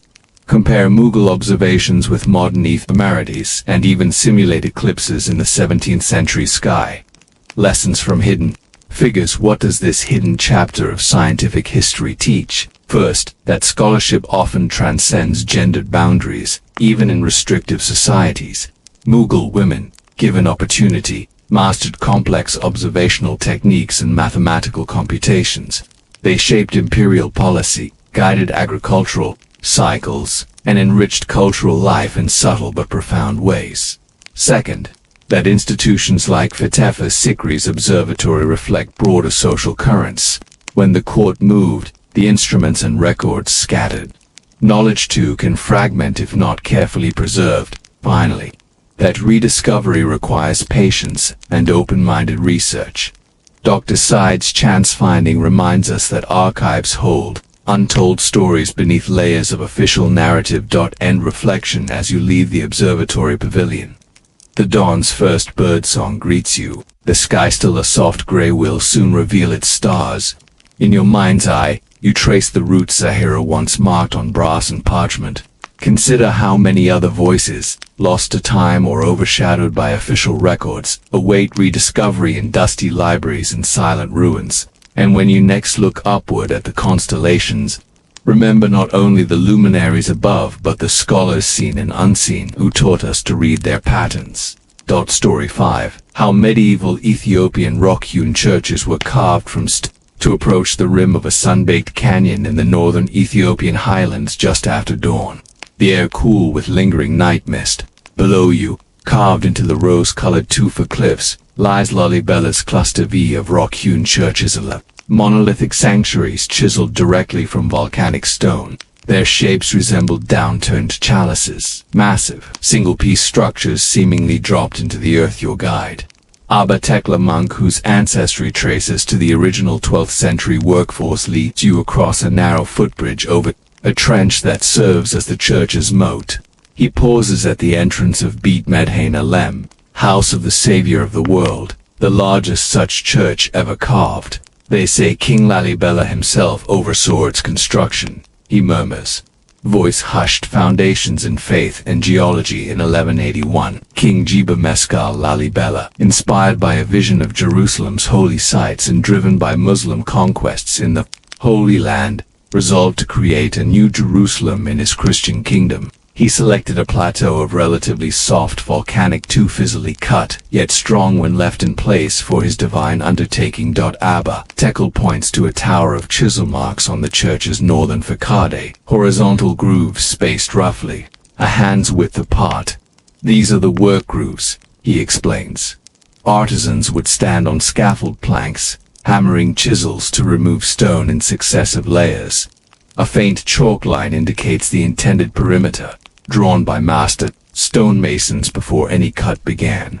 You crouch at the base, running your hand along the curvature where rock meets air. The surface is smooth, but porous sears of wind-blown dust only accentuate the tiny pits that give the tufa its characteristic warmth. They quarried from the roof downward. Abba Tekel continues. So the roof served as a guiding plane. Any misalignment would be disastrous. Tools of the trade. You examine the array of tools displayed in a nearby shelter. Iron-tipped pickaxes, wooden mallets, chisels of varied widths, and sandstone rubbing stones for smoothing. A replica wooden scaffold illustrates how workers accessed upper levels platforms held by holes still visible in the rock's face. Abba Tekel holds a chisel nearly a foot long, its haft worn smooth by generations of hands. This chisel's edge would be sharpened daily with a whetstone. The teams worked in shifts from dawn until dusk, plucking away stone like a flock of birds pecking at a tree. He taps the chisel lightly against the wall. It emits a hollow, resonant ring, as though the church itself speaks. Sequential carving process as you walk around the church's perimeter. Abba Tekel traces the 6-stage workflow, planning and layout. The church's plan was first drawn in sand, scaled to fit the rock mass. Roof isolation craftsmen carved a trench around the outline, isolating the future roof slab. Roof leveling using plumb lines and sighting poles. They leveled the roof to within a few centimeters across hundreds of square meters. Sidewall excavation from the roof edge. Teams chiseled downward, creating vertical walls and removing stone in horizontal courses. Interior carving. Once the exterior shape was complete, artisans descended into the cavity, carving columns, arches, and decorative motifs. Final finishing. Surfaces were smoothed with sandstone blocks, interiors painted with pigmented lime wash. You peer into a small window-like opening above the church's entrance. Inside, twin monolithic pillars rise, carved in one with the nave's floor. Each column is carved freestanding from the same rock. Abba Tekel notes. The master carver would step inside and set plumb lines to ensure perfect verticality. Labor and logistics. Constructing Bet Medhain required hundreds, perhaps thousands of skilled and unskilled laborers over decades. Food, water, and lodging had to be supplied in this remote highland plateau. Archaeologists believe nearby villages functioned as seasonal camps, with wooden huts and granaries built for the workforce. You notice a small rock shelter carved into the cliff face overlooking the church. Abba Tekel leads you inside. Faded red ochre lines on the ceiling form simple geometric patterns, perhaps the resting place for offerings to protect the workers. Here they pause to pray, he says. Building a house for God demanded devotion, artistic embellishment. By late morning, sunlight streams through latticed windows into the church's interior. You step inside to examine fresco fragments lining the walls, ochre and indigo depictions of saints and angels. Abba Tekel traces a halo around a painted figure. Saint George, your namesake. These pigments came from distant lands, from Farned or red oxide from Eritrea. They spoke of a kingdom engaged in global trade. The carved pillars bear intricate patterns, interlaced foliage, cross motifs, and triangular patterns reminiscent of Hebrew script. Our architects borrowed motifs from Byzantine and Coptic precedents, Abba Tekel explains, but they fused them with Aksumite traditions. Stepped designs, seen in older stone altarpieces. Late afternoon light slants into the trench that surrounds Bet Medhain Olem. The roast into tufa glows golden as you climb down narrow steps carved into the cliff's edge. Abba Tekel follows, carrying a leather satchel of measuring tools, plumb bob, sighting pole, and a length of linen tape. He motions you to a point where two walls stand 30 meters apart, ensuring structural integrity despite the church's monolithic form. It behaves like a building, Abba Tekel explains. He suspends the plumb bob adjacent to one wall's inner surface. The bob swings lightly before settling against the wall. We check for inward or outward lean. Even a few centimeters deviation over decades could cause fissures. He marks the base with chalk. At the opposite wall, he repeats the process. By comparing both walls, we confirm the central roof slab remains properly supported. You note a faint vertical crack above a carved archway. Abba Tekel traces it with a fingertip. water infiltration during heavy rains. He says, "We plug these fissures with lime mortar mixed with finely crushed volcanic ash, an ancient recipe that matches the tufa's thermal expansion." He presses mortar into the crack, smoothing it flush. Once it sets, the stone will flex in unison.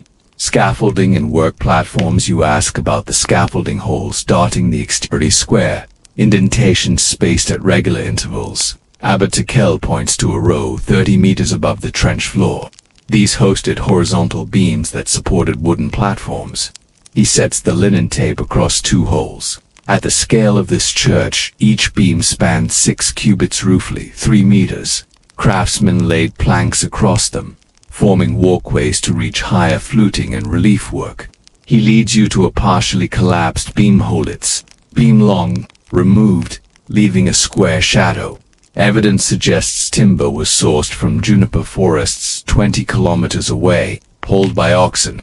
Every piece was numbered by chisel marks, reused at lower levels as work progressed. Interior carving techniques. Rising through the southern entrance, you enter the vast interior hall. Pillars flanked by deep recesses rise from the floor to the vaulted roof. Abba Tekel lights an oil lamp and sets it upon one of the low benches. Inside, precision was paramount. They first roughed out large volumes with pickaxes, then brought in bronze chisels for detail. The chisels produced triangular chips, still lying in small piles at each recess. He kneels beside a carved doorway featuring interlocked crosses. See how the edges are crisp, no overcutting. Craftsmen used wooden mallets of different weights, the heavier mallet for deep cuts, the lighter for fine work. He taps a carved cross arm with the mallet's softwood side. It emits a mellow, hollow tone, suggesting uniform thickness. Water management and drainage. One puzzling feature is the trench's channel leading away from the church. At its outlet, a carved spillway diverts water into a terraced wick irrigation bed below. Abba Tekel points out narrow scuppers in the church's floor slots carved with chisel marks, allowing rainwater to drain. The builders planned for torrential downpours, he explains. Excess water must never pool on the roof or floor. During excavation, they graded surfaces at a slight incline about 1 degree, ensuring steady runoff. He demonstrates with a small cup of water on a carved threshold. The water drips smoothly through a floor crack and into the trench. Community and craft guilds. While artisans handled carving, local villagers supplied food, lodging, and auxiliary labor. Abba Tekel shows you records in the monastery's night ledger, quotas of barley, teff, and honey paid by nearby hamlets. Each village had responsibility for 3 days' labor and provisions per month, he says. The church's calendar was tied to agricultural cycles. Carving paused during planting and harvest. He leads you to the monastic refectory built from quarried blocks along the trench rim. Inside, massive wooden tables bear inscriptions. Brother Teklu's gift, year of the Emperor's Jubilee. Monks still prepare flat injera bread and spiced lentil stew for visiting pilgrims, preserving communal bonds first forged during construction. Aging, restoration, and preservation over centuries. Some churches collapsed or were abandoned. In the 20th century, conservators stabilized Beit Medhain Alem's columns using stainless steel anchors, drilled inconspicuously into the rock. You see tiny round caps of pale epoxy at column bases. Modern interventions hidden by lichens. Abba Tekel guides you to a laboratory tent where samples of tufa and mortar are analyzed. Scientists confirm the original Lamash mortar's composition: 60% tufa dust, 30% slaked lime, 10% volcanic ash. This blend matched the stone's porosity, allowing the walls to breathe moisture and avoid spalling. Modern cement would be too rigid. Symbolism and sacred geometry beyond engineering. The churches reflect deep symbolic thought. The inner hall's dimensions: length 34 cubits, width 18, mirror biblical proportions of Solomon's temple. Abba Tekel traces a geometric diagram on a parchment, a set of intersecting circles forming a seed pattern. These designs guided pillar placements, he says. Every axis aligns with cardinal directions and solstice, sunrise positions. He steps into a niche carved for a lamp and lights a small metal lantern. The flicker creates moving shadows on the patterned floor. Starburst motifs carved to catch candlelight. At feast days, the interplay of light and shadow evoked divine presence. These churches were living cathedrals. Under a cloudless highland sky, you return at dawn to beat Medhain Alam's trench, where painted ritual braziers glow with incense smoke. Abatekel greets you with a rare smile. Today we honor those who carved this house of God. As the sun climbs, its rays illuminate the church's rose-hued walls, revealing every chiseled facet and weathered pattern in living relief. Commemorating the builders inside the nave, Abatekel leads a small ceremony. Monks gather around a low altar of rough-hewn stone, placing platters of flatbread and cups of honeyed tejmead.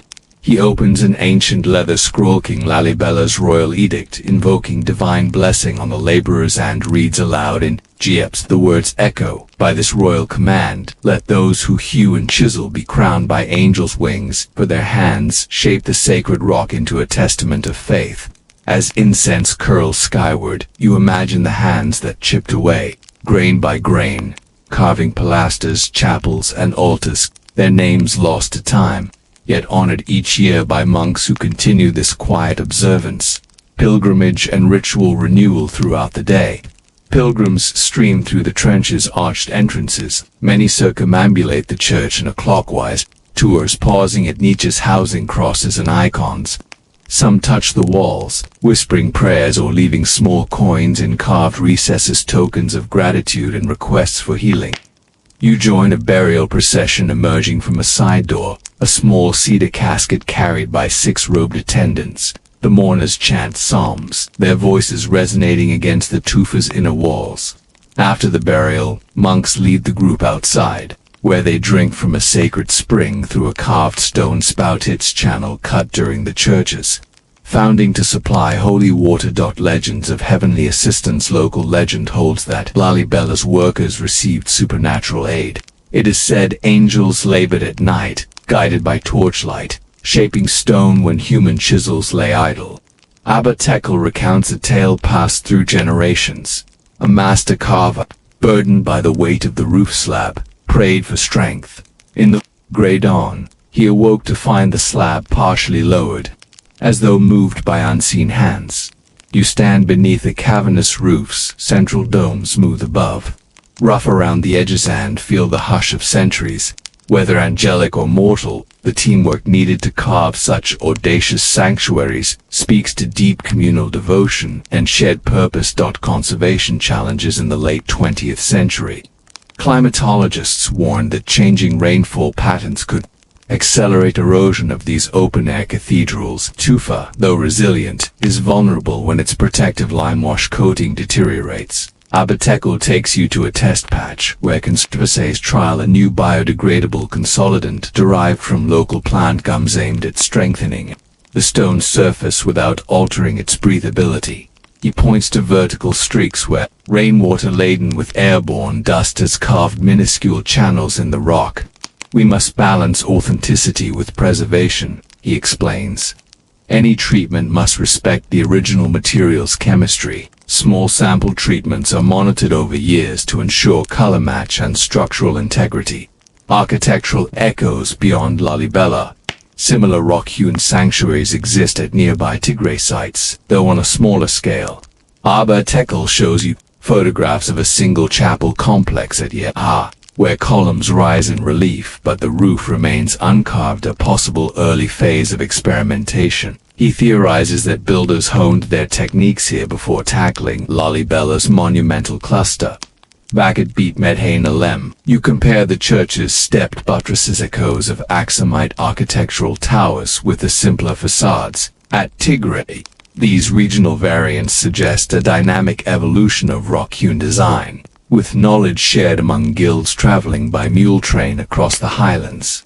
Pilgrim narratives and oral memory. That evening, you join a circle of elders around a fire in the monastic courtyard. They recall visiting Lalibela as children, pulling on chisel-carved loop handles to glimpse their reflections in candlelit water basins. One elder, a retired stoneworker, describes a rite of apprenticeship. A budding mason would carve his first cross on a hidden wall, marking his initiation into the craft. Another elder recounts secret midnight gatherings when youths would play hide-and-seek within the labyrinthine corridors, believing the walls whispered secrets of the past. These oral histories breathe life into the silent stones, ensuring the human stories endure alongside the architectural marvel. Contemporary spiritual resonance. Attend evening vespers in the church, and you witness how the carved columns and arches serve not only as architecture but as spiritual vessels. The echo of chants, measured and resonant, seems amplified by the stone's geometry. Pilgrims cross themselves at carved altars. Monks light lamps and wall niches, each flame a living prayer cast upon ancient rock. You notice how tourists pause at the trench edge to photograph the facade, but locals step across the divide without hesitation, treating this living church as part of daily life, not just a monument. The boundary between past and present remains porous, as though Lalibella's rock continues to breathe and speak. And reflection as you depart the trench at sunset. The canyon walls glow amber. You feel the weight of both stone and time, centuries of devotion, ingenuity, and sheer physical toil transformed a volcanic plateau into a new Jerusalem. These churches stand as silent hymns carved in rock, embodying both human aspiration and humility before the divine.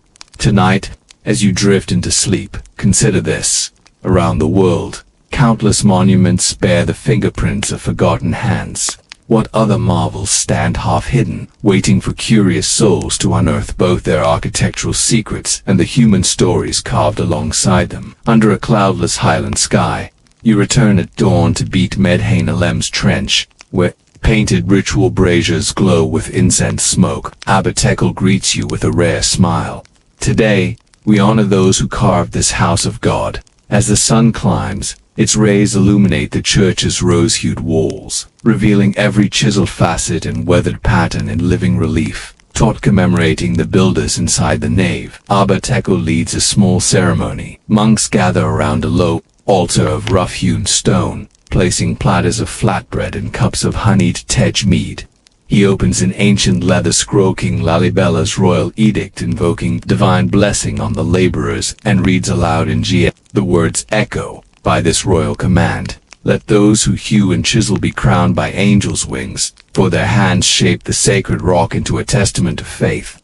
As incense curls skyward, you imagine the hands that chipped away, grain by grain, carving pilasters, chapels, and altars, their names lost to time, yet honored each year by monks who continue this quiet observance, pilgrimage and ritual renewal throughout the day.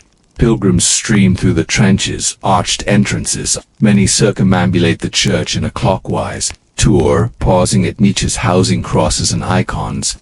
Some touch the walls, whispering prayers or leaving small coins in carved recesses, tokens of gratitude and requests for healing. You join a burial procession, emerging from a side door, a small cedar casket carried by 6 robed attendants. The mourners chant psalms, their voices resonating against the tufa's inner walls.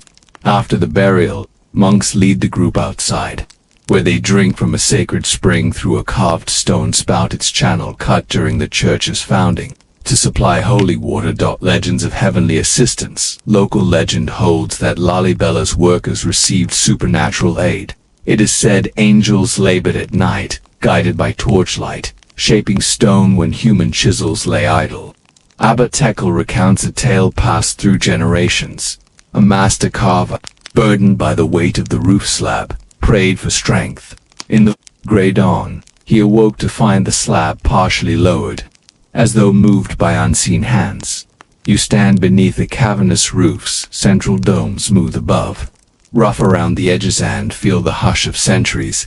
Whether angelic or mortal, the teamwork needed to carve such audacious sanctuaries speaks to deep communal devotion and shared purpose. Conservation challenges. In the late 20th century, climatologists warned that changing rainfall patterns could accelerate erosion of these open-air cathedrals. Tufa, though resilient, is vulnerable when its protective limewash coating deteriorates. Abatekel takes you to a test patch where conservators trial a new biodegradable consolidant derived from local plant gums aimed at strengthening the stone's surface without altering its breathability. He points to vertical streaks where rainwater laden with airborne dust has carved minuscule channels in the rock. We must balance authenticity with preservation, he explains. Any treatment must respect the original material's chemistry. Small sample treatments are monitored over years to ensure color match and structural integrity. Architectural echoes beyond Lalibela. Similar rock-hewn sanctuaries exist at nearby Tigray sites, though on a smaller scale. Abba Tekel shows you photographs of a single chapel complex at Yeha, where columns rise in relief but the roof remains uncarved, a possible early phase of experimentation. He theorizes that builders honed their techniques here before tackling Lalibela's monumental cluster. Back at Bet Medhain, you compare the church's stepped buttresses, echoes of Aksumite architectural towers with the simpler facades. At Tigray, these regional variants suggest a dynamic evolution of rock-hewn design, with knowledge shared among guilds traveling by mule train across the highlands.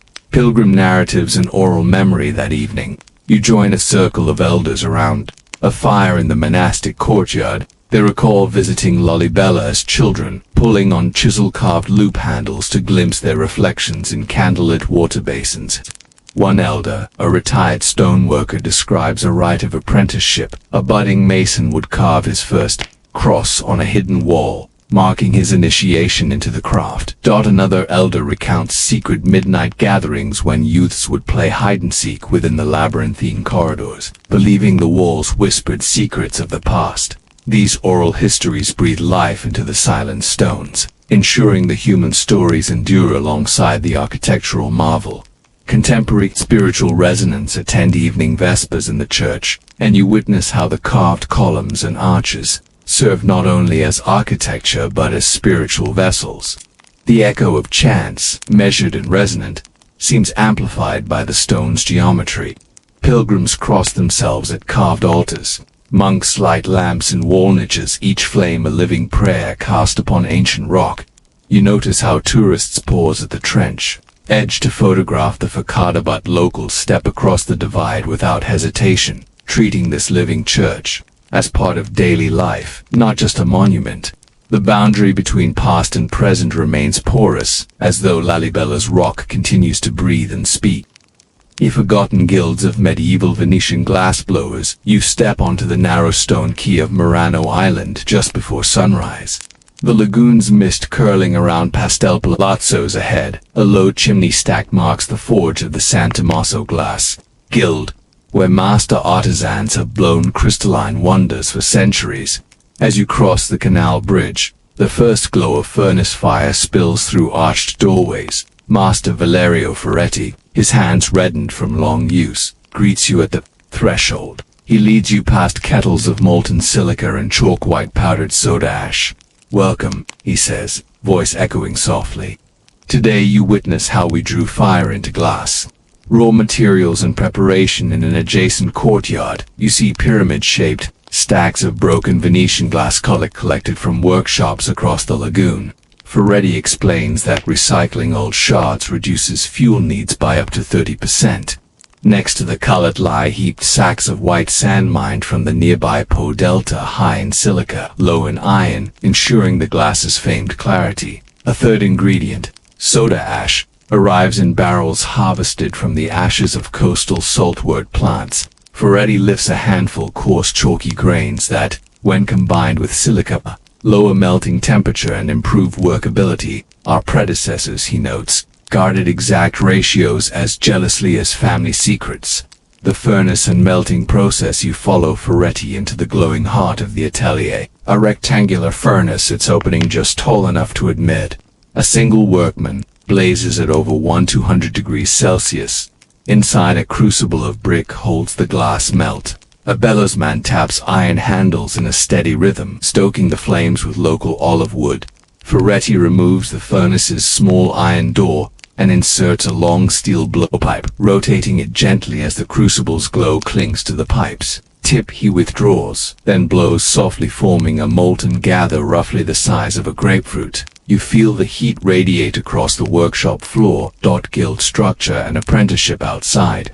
Ferretti explains the strict hierarchies of the Arte dei Vetri Glassmakers Guild. Only full members, burghers with Venetian sit, touch the furnace floor.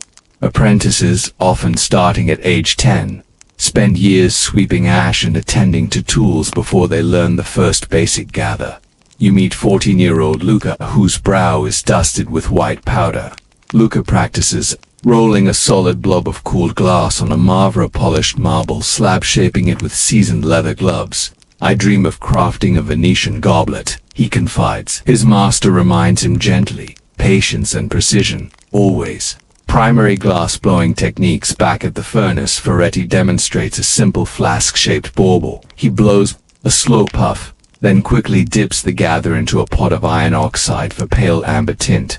Retracting to a bench, he uses long pointed shears to snip the molten lip, shaping a narrow neck. Finally, he rolls the unfinished vessel in colored frit crushed glass before reheating to fuse the decoration. He offers it to you for inspection. The surface undulates slightly, the color a mellow honey tone.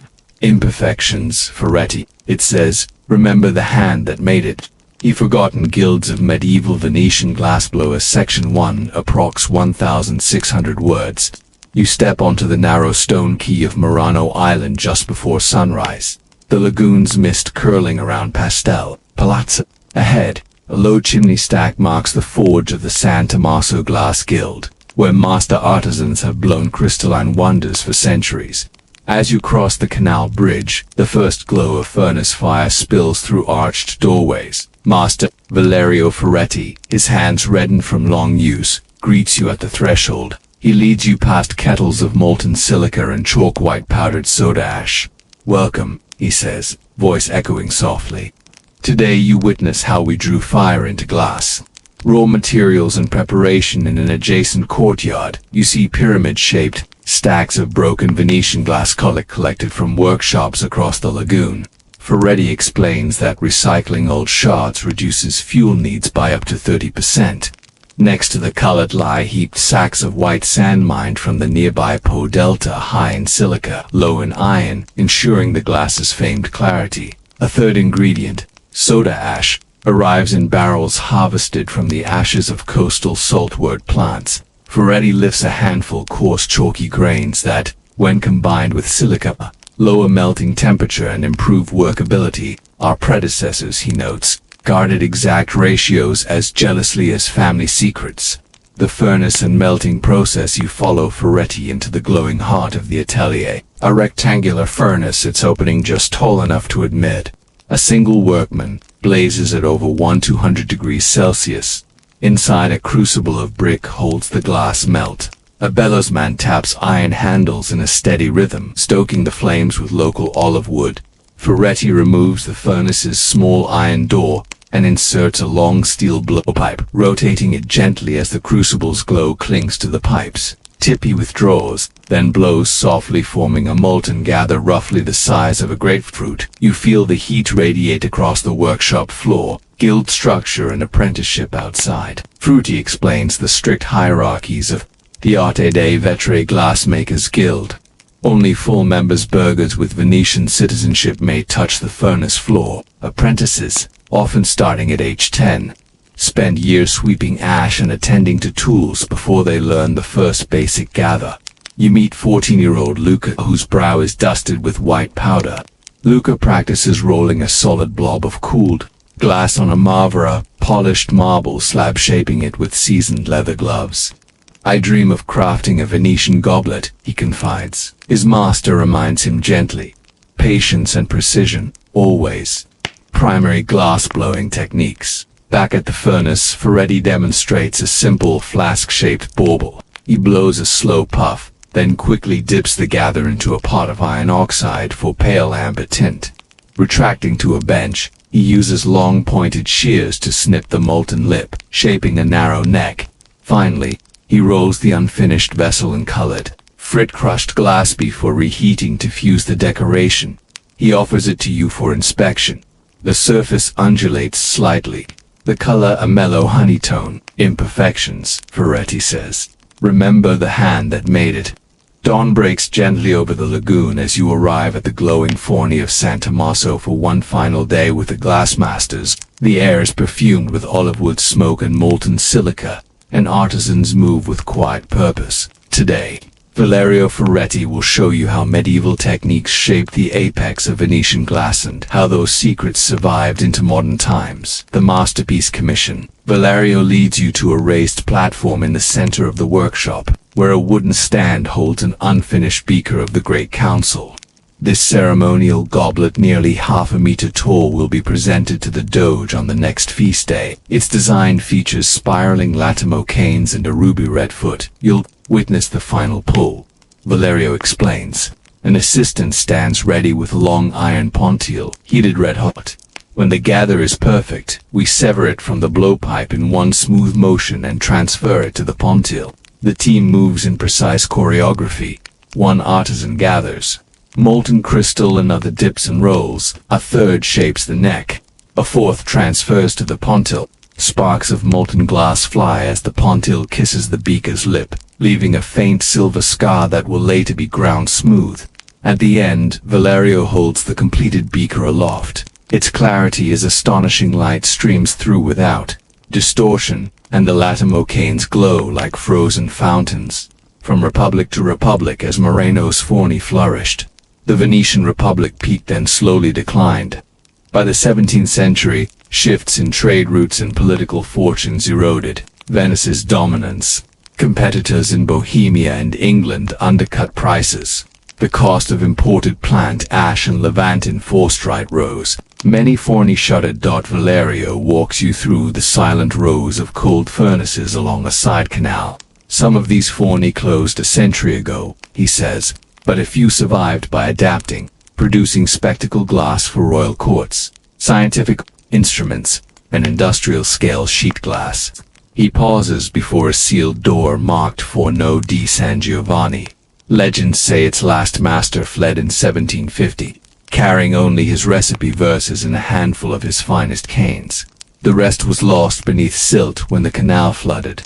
Safeguarding the tradition in 1797, Napoleon's armies conquered Venice, dissolving the Republic. Many guild charters were revoked. Yet glassmakers, seeing both danger and opportunity, formed clandestine study circles. Masters met in private palazzi salons to recite mnemonic verses and rehearse core techniques, ensuring the art endured beyond political upheaval. You join such a circle in a Baroque drawing room off the Grand Canal. Candlelight flickers on gilded mirrors as 15 elder masters and a handful of young protégés recite the chorus of silica, a litany of sand sources, ash proportions, furnace temperatures, and annealing schedules, all in melodious Venetian dialect. Each stanza is paired with a gentle tap of a chisel on a glass sample, reinforcing rhythm and memory. Even under Austrian and later Italian rule, these secret gatherings kept the core craft intact. In 1861, when Italy unified, glassmakers quietly petitioned to restore their guild privileges. Their petition quoted those same verses as evidence of a living tradition spanning centuries. The modern Italian state granted them protected status. Artisan schools in 1878.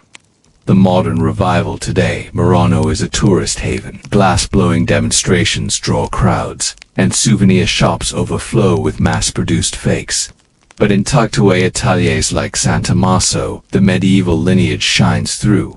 Valerio shows you a contemporary Latticino piece 3 centuries younger than the medieval acme, yet still crafted by the same layering and twisting methods taught by Caterina and her peers. You see the characteristic crispness of the canes, the perfect roundness of the gathering, and the ghost of that original mnemonic verse in the uniform.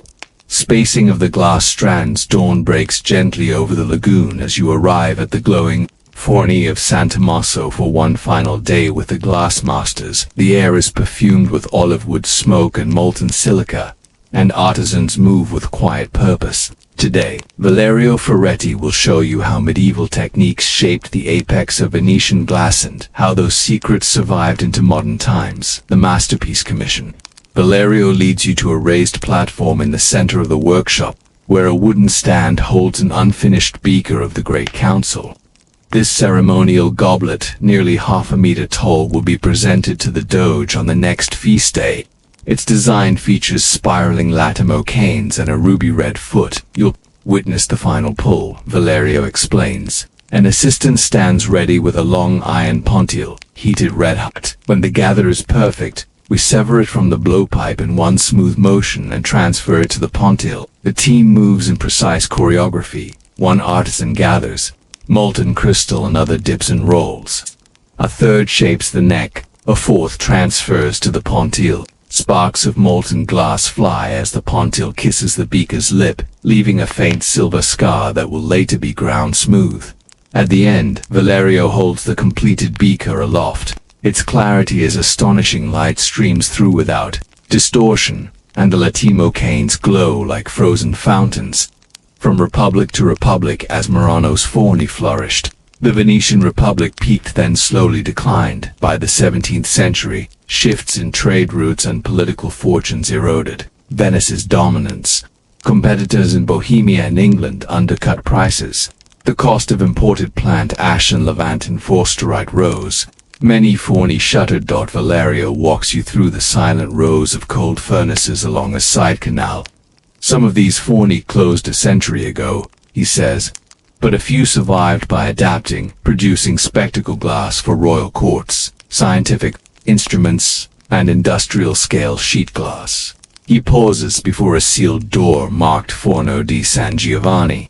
Legends say its last master fled in 1750, carrying only his recipe verses and a handful of his finest canes.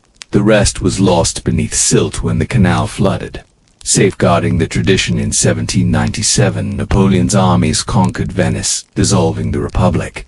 Many guild charters were revoked, yet glassmakers, seeing both danger and opportunity, formed clandestine study circles.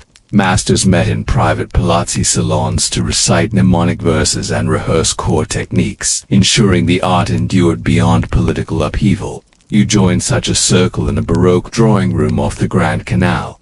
Candlelight flickers on gilded mirrors as 15 elder masters and a handful of young protégés recite the chorus of silica, a litany of sand sources, ash proportions, furnace temperatures, and annealing schedules, all in melodious Venetian dialect. Each stanza is paired with a gentle tap of a chisel on a glass sample, reinforcing rhythm and memory.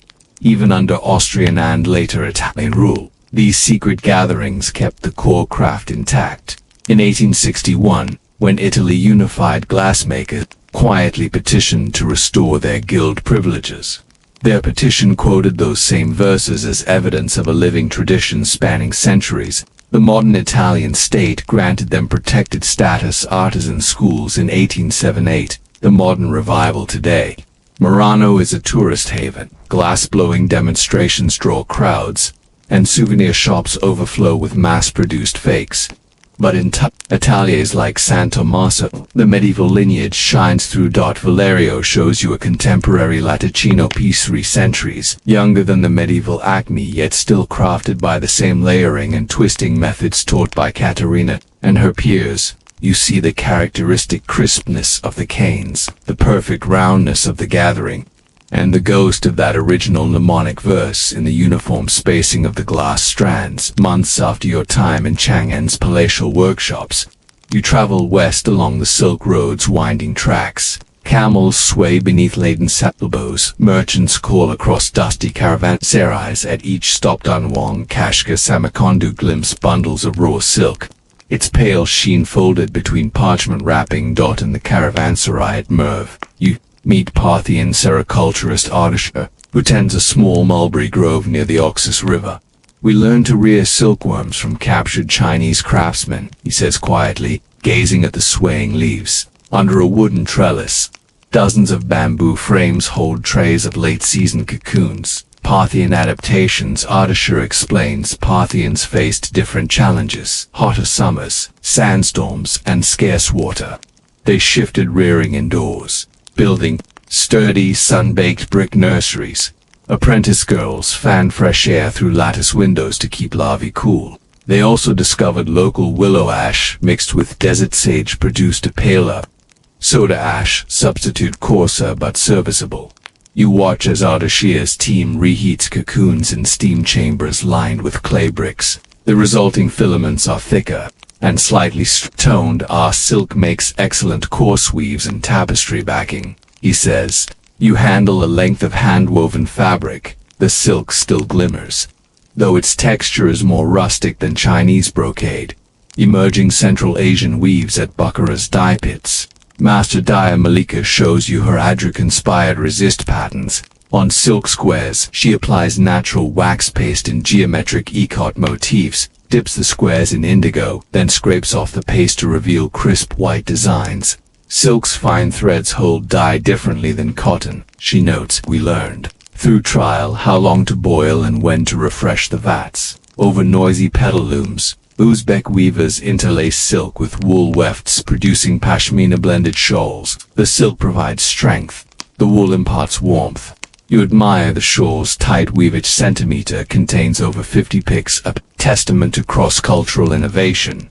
Transmission to Sogdiana and Persia from Bukhara. Sheets of woven silk travel to Sogdian merchants in some. Here trade expands. Sogdians lend their trading networks, connecting east and west. They barter silk for Persian silver coins, for coral beads, even for spices from India. You ride with a Sogdian caravan to Nishapur, where silken bold prices spike. In Nishapur's dye village, you see crimson-dyed silkindi and madder, enriching Parthian soda ash silk into deep pomegranate hues. Local Persian stitchers then embroider silk panels with arabesque scrolls, adding metallic threads from Damascus spinners. Each panel becomes a luxury furnishing, sought by Baghdadi and Byzantine elites alike. Introduction to Byzantine culture. Next passage takes you on a long-haul ship across the Caspian to Constantinople, the queen of cities. Disembarking at the Golden Horn, you present letters of introduction to a guild quarter in the Bloshany district. There, Master Gligorios, a Byzantine silk weaver, welcomes you into his dimly lit workshop. Gligorios displays his most prized sample, Phrygian silk, a Parthian import woven into brocade with lampas technique. His own apprentices use draw looms, leveraging early mechanical draw heddle systems adapted from Persian loom designs. This allows him to lift individual warp threads, creating intricate velvet-like panels with silver-wrapped warps tipped in saffron dye. Byzantine innovations and regulations. The Byzantine court tightly controls silk production. Emperor Justinian I, 6th century, founded state silk farms in Bithynia seeded with silkworm eggs, smuggled from China by 2 monks. Their cloaked cocoons were hidden within bamboo canisters, disguised beneath prayer stoles. You tour the imperial nursery at Nicomedia. Thick stone walls protect mulberry orchards and breeding sheds from raids. Silkworm larvae here are fed only the choicest mulberry leaves, yielding the finest white silk prized by senators and clerics. The imperial scribes maintain meticulous logs daily temperature, leaf moisture larval stages so that every batch meets court standards. Meanwhile, private guilds in Constantinople innovate lampas and damask patterns, refining gold thread coupling and swivel-weft embroidery. In Gligorius's shop, you handle a panel woven in waved lampas, where tiny supplementary warps undulate across the ground, weave mimicking ripples of water, a subtle homage to the city's lagoons. Trade embargoes and smuggling. Despite imperial farms, Byzantine authorities impose strict tariffs on imported eastern silks, aiming to protect domestic producers. Yet smuggling thrives. Syrian merchants ferry raw silk in hollowed timber logs, hiding it inside furniture destined for juice makers and dye merchants. You accompany a covert midnight landing on the Sea of Marmara, unloading bales of saffron Chinese silk before officers arrive. The batch is smuggled into the city's lower markets, sold for half the price of official Byzantine silk. This illicit trade pressures state workshops to continually refine their silks, improving fineness, brightness, and durability. Cultural fusion and court fashion. At the imperial palace, you glimpse courtiers draped in cloth of gold lampas with metallic threads entwined with pure silk. Court ceremonies follow precise silk etiquette. Purple-dyed silk reserved for the emperor, saffron for patricians, Ivory for ambassadors. You witnessed Empress Theodora's court gown in opulent tapestry of silk panels sewn with gold bullion and pearls, each motif a theological symbol. Vine scrolls for Christ's blood, peacocks for immortality, stars for the heavens. Byzantine silk thus becomes a canvas for sacred iconography, merging Eastern botanical patterns with Christian symbolism. At dawn you cross the Golden Horn aboard a small galley bound for Antioch, the former Silk Road terminus now under Abbasid control. The Mediterranean sun glints off domed minarets as your boat slips beneath the city's sea gate. Here you seek the next chapter in Silk's Odyssey, the Islamic Golden Age. Islamic caliphates reconfigure silk routes following the rise of the Abbasid Caliphate in the mid-8th century. Control of traditional land routes shifted. Sogdian and Byzantine intermediaries gave way to Muslim caravans. In the Grand Bazaar of Old Antioch, you find bolts labeled Kaba silk and Fustat brocade. Persian, Arab, and Coptic weavers now dominate production, blending techniques drawn from Chinese, Parthian, and Byzantine lineage. You tour a silk caravanserai courtyard where Bedouin merchants rest their camels. They unroll raw silks and pastel-dyed wefts for inspection. A Shaishi merchant offers you a slender reed tube containing Quranic verses inscribed to bless the thread, reflecting the profound intertwining of faith and fabric under Islamic culture. Reimagining techniques under Islamic aesthetics within a Copticron dye house in Fustat, Old Cairo. Women carefully immerse silk yardage in vats of indigo and madder. The chief dyer, Maryam bint Hilo, explains modifications. We replaced animal gelatin mordants with plant-based acacia extracts for halal compliance. The pomegranate rinds yield pale coral hues unknown in earlier traditions. Nearby, a pattern designer, Yusuf al-Mohandas, sketches arabesque motifs on paper templates. His swirling tendrils and stylized blossoms adapt Byzantine lapis patterns into non-figurative, repeatable units lining with aniconic tendencies in Islamic art. Court patronage and state workshops in Baghdad's Al-Mataharib House of Silks, a state workshop established by Caliph Harun al-Rashid. Courtiers commissioned silken finery for the Caliph and his court. Courtyards echo with the hiss of steamers, reheating cocoons, and the clatter of heavy drum. You join a workshop supervisor, Ahmad ibn Suleiman, to inspect a new Damask. We introduced 5 shaft looms, allowing richer patterns and deeper contrasts. We produced tissue silks so thin they float like mist, prized for Quran bindings. Cartographers of this workshop also keep meticulous ledgers, noting annual yields, export quotas to Al-Andalus, and seasonal price fluctuations. Data crucial. 2 state coffers. Silks westward leap to Iberia. A decade later, you sail along the North African coast to Cordoba, capital of Umayyad Al-Andalus. Here, silk brands itself anew amid olive groves and orange blossoms. You wander the Alcazares Medina, where merchants display Andalusian cloth of gold, Spanish-made silk woven with golden thread imprinting, Andalusian palmettes. Local weavers adapt Persian lapis to include 8-pointed stars and vegetal totems from Iberian flora. A scholar reminds you that these patterns later influenced Renaissance brocades in Valencia and lie testament to silk's ongoing stylistic exchange, decline, and transformation. By the 13th century, Mongol conquests disrupt Central Asian production. Marco Polo's accounts recall silken waists and rich brocades in Kublai Khan's Komberlik, but many silk centers lie in ruins. European demand shifts. Italy's Genoa and Venice reassert control over maritime trade, importing raw silk and exporting finished cloth. In Florence's Ospedale dei Pellegrini, you see early fisheye silk, dense weaves with light-catching highlights derived from Baghdad lane techniques. Italian dye is constrained by guild regulations. Replace forbidden saffron dyes with more available woad and weld, producing Tuscan yellow, a distant echo of earlier pomegranate hues. Legacy and reflection. Returning to Venice, you visit the Museo del Vetro in Murano, a small display of medieval silk textiles preserved under glass. A single fragment of eco-woven silk, with blurred diamond patterns, attests to Central Asian heritage. Adjacent hangs a Byzantine lapis couch cover, Its patina faded, but its arabesques still discernible.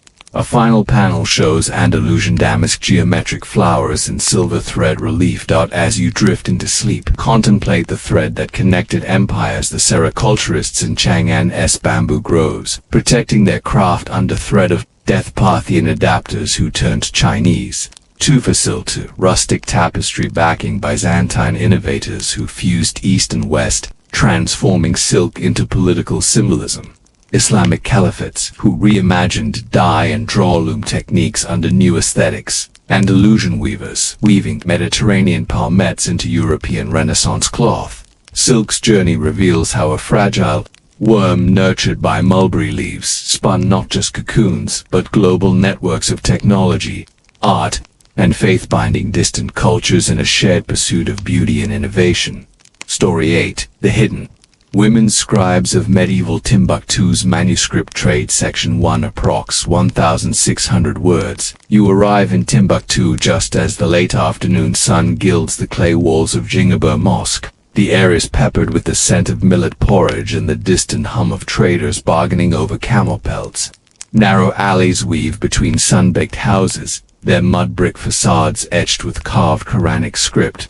In a quiet courtyard behind a low wooden door, you meet Asha bint Salim, one of the city's few known female scribes. She welcomes you beneath the shade of a tamarind tree, its leaves drifting across a low stone bench. Stacked beside her are leather-bound manuscript treatises on jurisprudence, astronomy tables, and poetic anthologies. The finest bare-jeweled ferrages and cloth wrappings dyed with indigo and henna. Entering the scriptorium, Asha leads you into a simple scriptorium, a thatched roof hut whose earthen floor is strewn with reed mats. At its center stands a low wooden writing table, angled to catch the afternoon light.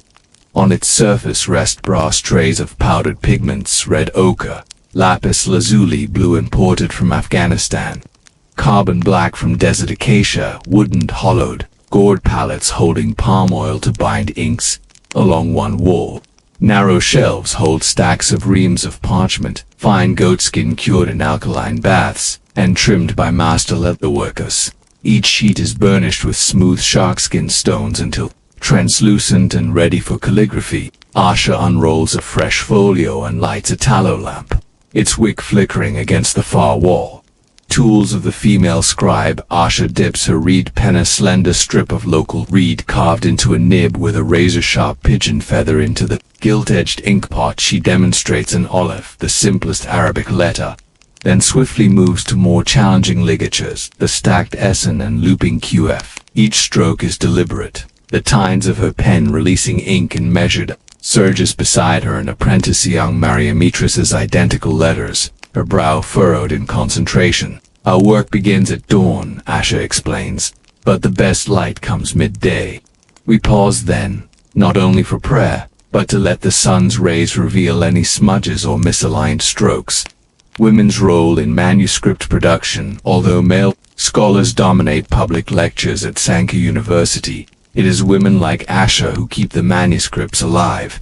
They copy by hand works in Fula, Songhai, and Arabic legal opinions by Imam Malik, astronomical tables for timing the Ramadan, fast poetic meditations on divine love. Their steady hands preserve knowledge across generations. Asha recounts how she learned calligraphy from her mother, Fatima, who once served as a senior copyist under Musa ibn al-Sahili. Fatima, in turn, studied under her aunt, a poet in Gal. Our lineage is written in the margins of these books, Asha says, gently touching a perforated prayer book. Trade networks and female agency. Once manuscripts are complete, women oversee their binding, stitching gatherings of folios with leather thongs and fastening them in goat-hide covers stamped with geometric patterns.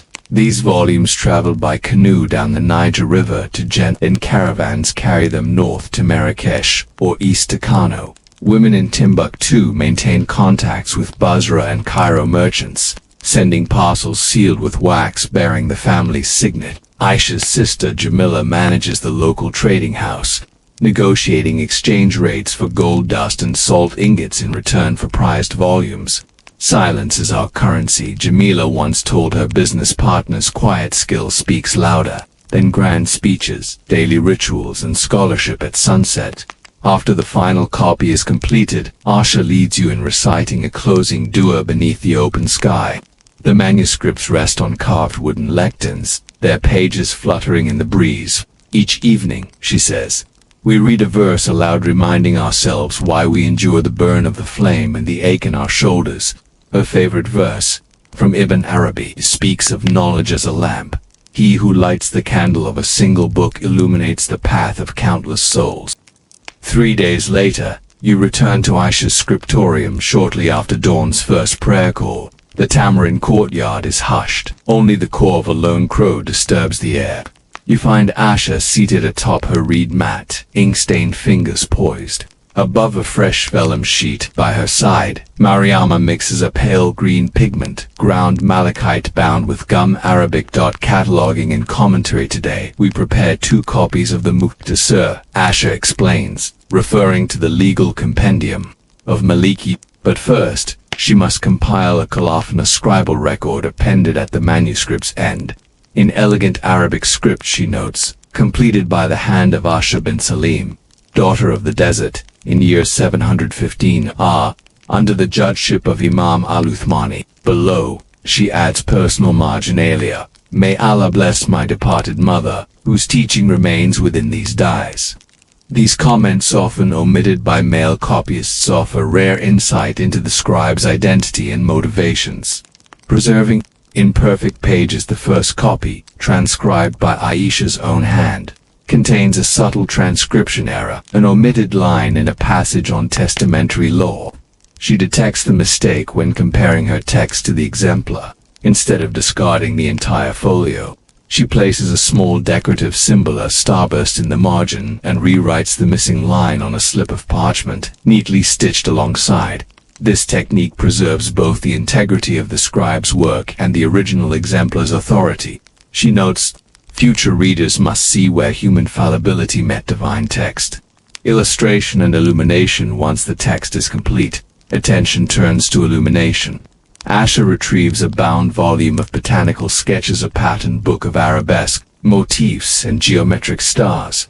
You watch as she draws a delicate 8-pointed star in the manuscript's header. Using a fine sable brush, she blends vermilion with white lead to achieve a soft coral hue, then applies gold leaf imported as tiny flakes from Egypt over a sticky gesso base. Nearby, Mariama outlines a stylized acanthus leaf border in indigo.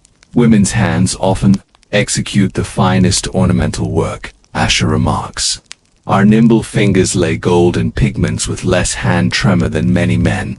Binding in marketplace. With both copies finished, they move to the binding area. Prentice for 2 hammers, slender iron nails into wooden boards to secure the gatherings. Leather covers dyed russet and stamped with Kufic inscriptions are stretched over the boards and stitched along the spine with linen thread. Moments later, Jamila arrives in her merchant's turban and silk robe. She inspects the bindings, nodding approvingly. These will fetch 10 mithqals of gold and fez, she says, bargaining already in her mind. 15, if we include the illuminated diagrams, scholarly networks, and female correspondence. That afternoon, you witness a gathering in a private courtyard. Asha, Mariama, and 3 other women scribes trade news and compare recent commissions. Each brings letters from scholars in Gao, Kano, and Marrakesh sealed with drops of hot wax. One scribe, Nana bint Umar, reads aloud an excerpt from a new philosophical treatise by Al-Ghazali, a meditation on the soul's journey after death. The women pause to discuss the nuances of translating key terms into Sahih. They debate whether to use jiri or ru for spirit. Their conversation blends Arabic and local languages seamlessly, and intellectual code only. They share nighttime study circles. As dusk falls, you join a candlelit study circle in the women's quarters.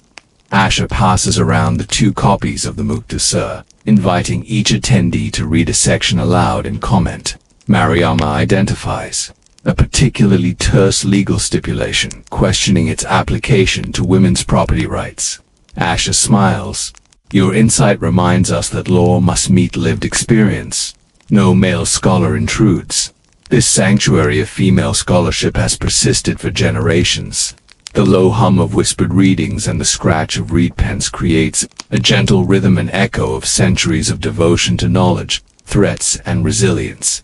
Yet Timbuktu's golden age faces threats. You learn of raids by Tuareg raiders along the Niger corridor, and occasional demands for tribute by regional warlords. Manuscripts and scholars alike risk seizure or destruction. Asha confides she once hid precious volumes beneath a trapdoor. In her courtyard, when Tuaregs demanded taxes and manuscripts, we pretended the books were too mundane, she says. They left believing them worthless. They overlooked the alchemy of ink and parchment. At dawn the next day, you return to Aisha's courtyard, where the scent of fresh millet porridge mingles with the cool desert breeze. Today, the women prepare for a rare public recitation, the annual reading of the Muktasa before Timbuktu's learned judges and merchants. Though women cannot sit in formal council, their work underpins the city's legal and scholarly life. The public recital by mid-morning, the judges assemble beneath the mosque's portico. Gold-embroidered judges' robes swirl as they take their seats. Asha, Mariama, and Nana bint Umar carry the two freshly bound copies of the Mukhtasar to a low dais. The crowd murmurs in Hausa, Songhay, and Arabic as the first sheaf of pages is opened. Asha begins to read the legal maxims in clear, measured tones. Her voice carries across the clay plaza, each line punctuated by the clicking of camels tethered. Nearby, the scholars nod in approval. Merchants murmur their thanks. The clarity of her script ensures even casual listeners grasp the laws governing inheritance, contract, and marriage. Honor and recognition. After the recital, a judge approaches Asha with a silver ingot, the city's highest civilian honor, customarily awarded to male jurists. He bows deeply, presenting the ingot with both hands. "Your pen has served Timbuktu," he says. "Receive this on behalf of all women whose hands keep our traditions alive." Though Asha smiles graciously, you sense the weight of centuries. For every public honor, thousands of women scribes remained nameless. Yet today, at least, her name joins the ledger of the city's guardians of knowledge, safeguarding the legacy. Later, you join Asha and Mariama in transferring duplicates of the Muktasa to hidden Kashna's underground vaults beneath private homes and madrasa libraries. They press the volumes into niches brick-lined and sealed with mortar. Inscriptions in Giaz warn a divine curse upon any who opened them for personal gain. Our props, Asha says quietly, should endure beyond political upheaval. You help stamp the final vault door, feeling the cool clay at your fingertips. Colonial disruptions. By the 19th century, French colonial expeditions begin cataloging Timbuktu's manuscripts. Many collections are shipped to Paris, their catalog slips reducing women's contributions to anonymous copyists. Yet a few volumes bearing Aisha's colophons survive in Saharan private libraries. In 1936, a French archivist named René Cayley returns a trove of manuscripts to the Ahmed Baba Institute. Among them, he discovers a volume with Aisha's handwritten prayer, prompting renewed interest in female scribes. Scholars begin to acknowledge marginalia as windows into women's voices. Modern rediscovery and digital preservation. Today, the Ahmed Baba Digital Library digitizes thousands of manuscripts. Researchers use multispectral imaging to read faded colophons and uncover hidden annotations in women's faded ink. Aisha's prayer, once buried in smudged margins, now glows on a backlit screen alongside restored miniatures of desert palms. Local youth attend women's manuscript workshops, learning calligraphy from female masters. They study Aisha's elegant olives and experiment with Hennedy's reviving centuries-old pigments. End reflection as you drift to sleep. Consider this. Knowledge survives not only through grand institutions, but through countless quiet acts of devotion. Women scribes, hidden yet resolute, ensured that legal codes, poetic epics, and scientific treatises reached future generations. Their names may be few in the record, but their collective impact underpins the world's literary heritage. And so you ask, how many other forgotten custodians, women in distant courts, artisan workshops, and monastic scriptorial wait rediscovery by curious minds and modern technologies? You awaken in a sod-covered Kamudic kayak hut on an ice floe off Greenland's western coast. Dawn's pale light filters through a circular aperture in the turf roof. Inside, the air is crisp with the scent of smoked seal oil and damp fur. Around you, 10 men and women mature at stir, wrapping shadows of steam around bed mats stuffed with caribou hide. Morning rituals and equipment. Your host, Nuna Arnett, a seasoned harpooner, invites you to join the pre-hunt ritual. Each hunter dons a dual-layered caribou skin parka, fleece to trap warmth, outer tanned hide turned outward to shed wind and spray. Women adjust their sealskin comics boots lined with sea mammal pelts for quiet padding on ice dot at the hut's edge. Children offer fresh water in carved wooden cups from melted snow. Nuna pours a small libation onto the flow, a libation to Scylla's spirit of weather and sea. Respect the elements, she murmurs. Without Scylla's favor, no prey.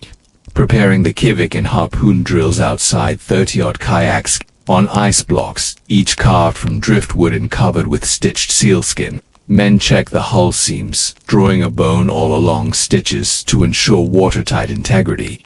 Women repair small tears using sinew thread and needle from whalebone. Nearby, youth practice harpoon drills. They sling line-attached bone harpoons tipped, with sharpened ivory barbs into chunks of whale blubber suspended on wooden frames. Nuna coaches one youth on pull and cast rhythm. Let the hunter's pulse match the sea's pulse. Breakfast of narwhal blubber and tea back in the hut. A kettle of seal oil tea simmers over driftwood embers. Women ladle hot, briny broth into carved antler cups warming fuel before the hunt. A communal chunk of narwhal blubber, aged 3 seasons, is cut into thin strips and handed around. The oily morsels sizzle softly as mouths chew, filling you with an inner heat essential for facing sub-zero winds. Setting out onto the ice by mid-morning, the group readies to depart. Each hunter carries a carved ivory paddle with an extra blade, lodged under the belt. A bundle of noveltous clothes miniature buoys attaches to harpoon lines to keep wounded prey from diving. Nuna straps his ivory-handled spear, balanced for quick throws, over his shoulder in single file. You slip into the nearest kivik's soft sealskin coverings wrap quilt-like over you. The kayak's sleek front tip cuts through water pooled between ice floes. Only the rhythmic dip of paddles and distant thick crackle of shifting ice accompany you. The kivik dents through frigid water as you and the hunters edge toward a field of jagged ice floes. Nuna Arnett scans with narrow eyes, watching for tiny spouts of mist above seal breathing holes. The air is still so still that each exhaled puff of warm breath hangs like a feather before vanishing. Ice tracking and seal hunting tactics. Nuna motions to a small circular opening in the ice. Seal haven, he whispers. The hunters disembark, paddles tucked under their arms. Each steps lightly across the slick flow, wearing comics treaded with sinew for traction. You follow, heart pounding at each precarious glisade dot around the hole. The ice is frosted white, undisturbed for hours. Nuna crouches, placing his ear to the surface. You hear nothing until a faint pff. He nods. Slowly, he inches to a hide-covered blind built of driftwood and snow. You and another hunter slip inside. The art of stillness inside the lean-to blind. It is darker, warmer, and almost silent. Nuna signals nobody move. Minutes pass. The seal's breathing grows, intermittent 3 breaths. Pause, then a single whisper. Each inhalation seems magnified in the hush. Nuna grips his poised harpoon. As the seal's head emerges, he draws a steady breath and hurls in one fluid motion. The harpoon arcs, embedding in the seal's neck, the line trailing buoyantly behind. The seal crashes back underwater, line tightening until it snags on the flow's edge. The hunters erupt from the blind, paddling into the open water. Nuna steadies the kayak, drawing in the seal by hand over hand tugging. Finally, he hauls the limp creature aboard. Blood warms the deck beneath your boot, but there is no time to hesitate. Butchering and preservation back on the larger ice raft. The group quickly beach the seal. Women appear from the commutide hut. They follow in sledges, wielding ulu knives, curved blades set in driftwood handles. They begin flensing, slicing through the thick blubber. Layer 2 separates skin and fat from the meat. Blubber strips are cut into cookie-sized pieces and laid on low stone racks beside open fires. The hot smoke from driftwood and seal oil cooks them slowly, rendering out fat that drips into carved wooden bowls. This rendered oil will fuel lamps and waterproof garments through the months to come. Meanwhile, the muscular flesh is cut into long bacon slabs and strung along bone rods suspended between upright stakes. The sun, low on the horizon even, at midday, smokes and air dries the meat into pemmican, a lightweight protein-dense food. Camp logistics and role division as women work the butchery. Men tend to the kayaks and equipment. Nuna leads a small team to inspect the Kamuk sails, animal skin panels used to sail across open leads when winds are favorable. They patch small tears using sinew and apply fresh seal oil to preserve the skin. Children fetch fresh water from cleft ice pools, careful not to disturb sealskin floaters lying nearby. Elders build new ice blinds atop drifting floes, ensuring future hunting stations. Each person's role is precise. Without cooperation, the hunt's yield would spoil, and survival would be at risk. Evening communal feast by dusk. The hunt's bounty is processed. A communal fire crackles beside the largest tent. Hunters and butchers gather around wooden bowls of raw seal meat, considered a delicacy when lightly seared. They pass around cups of warm seal oil tea and share stories of past hunts. Nuna recite an old chant, "Great Seal of the White Sea, your sacrifice feeds our tribe. May your spirit guide our hands." The group repeats the refrain in harmony, voices rising softly over the low wind. Laughter and camaraderie underscore the stark environment's demands. Despite the brutality of the hunt, there is a profound respect for the animal and for each other's skill. Night watches and ice safety as darkness deepens. The camp settles into watches. Nuna and two others take the first watch, pacing the flow's edge with harpoons at the ready. Their breath plumes in the torchlight as they scan for polar bear tracks, predators drawn by the scent of fresh blood. Under the aurora-lit sky, Nuna teaches you how to read the flow's subtle cracks and pressure ridges. Each groan warns of shifting ice, he says. Step too close, and you risk plunging into the freezing water. He taps a thin crack with his boot. It runs like a spider's leg beneath the surface.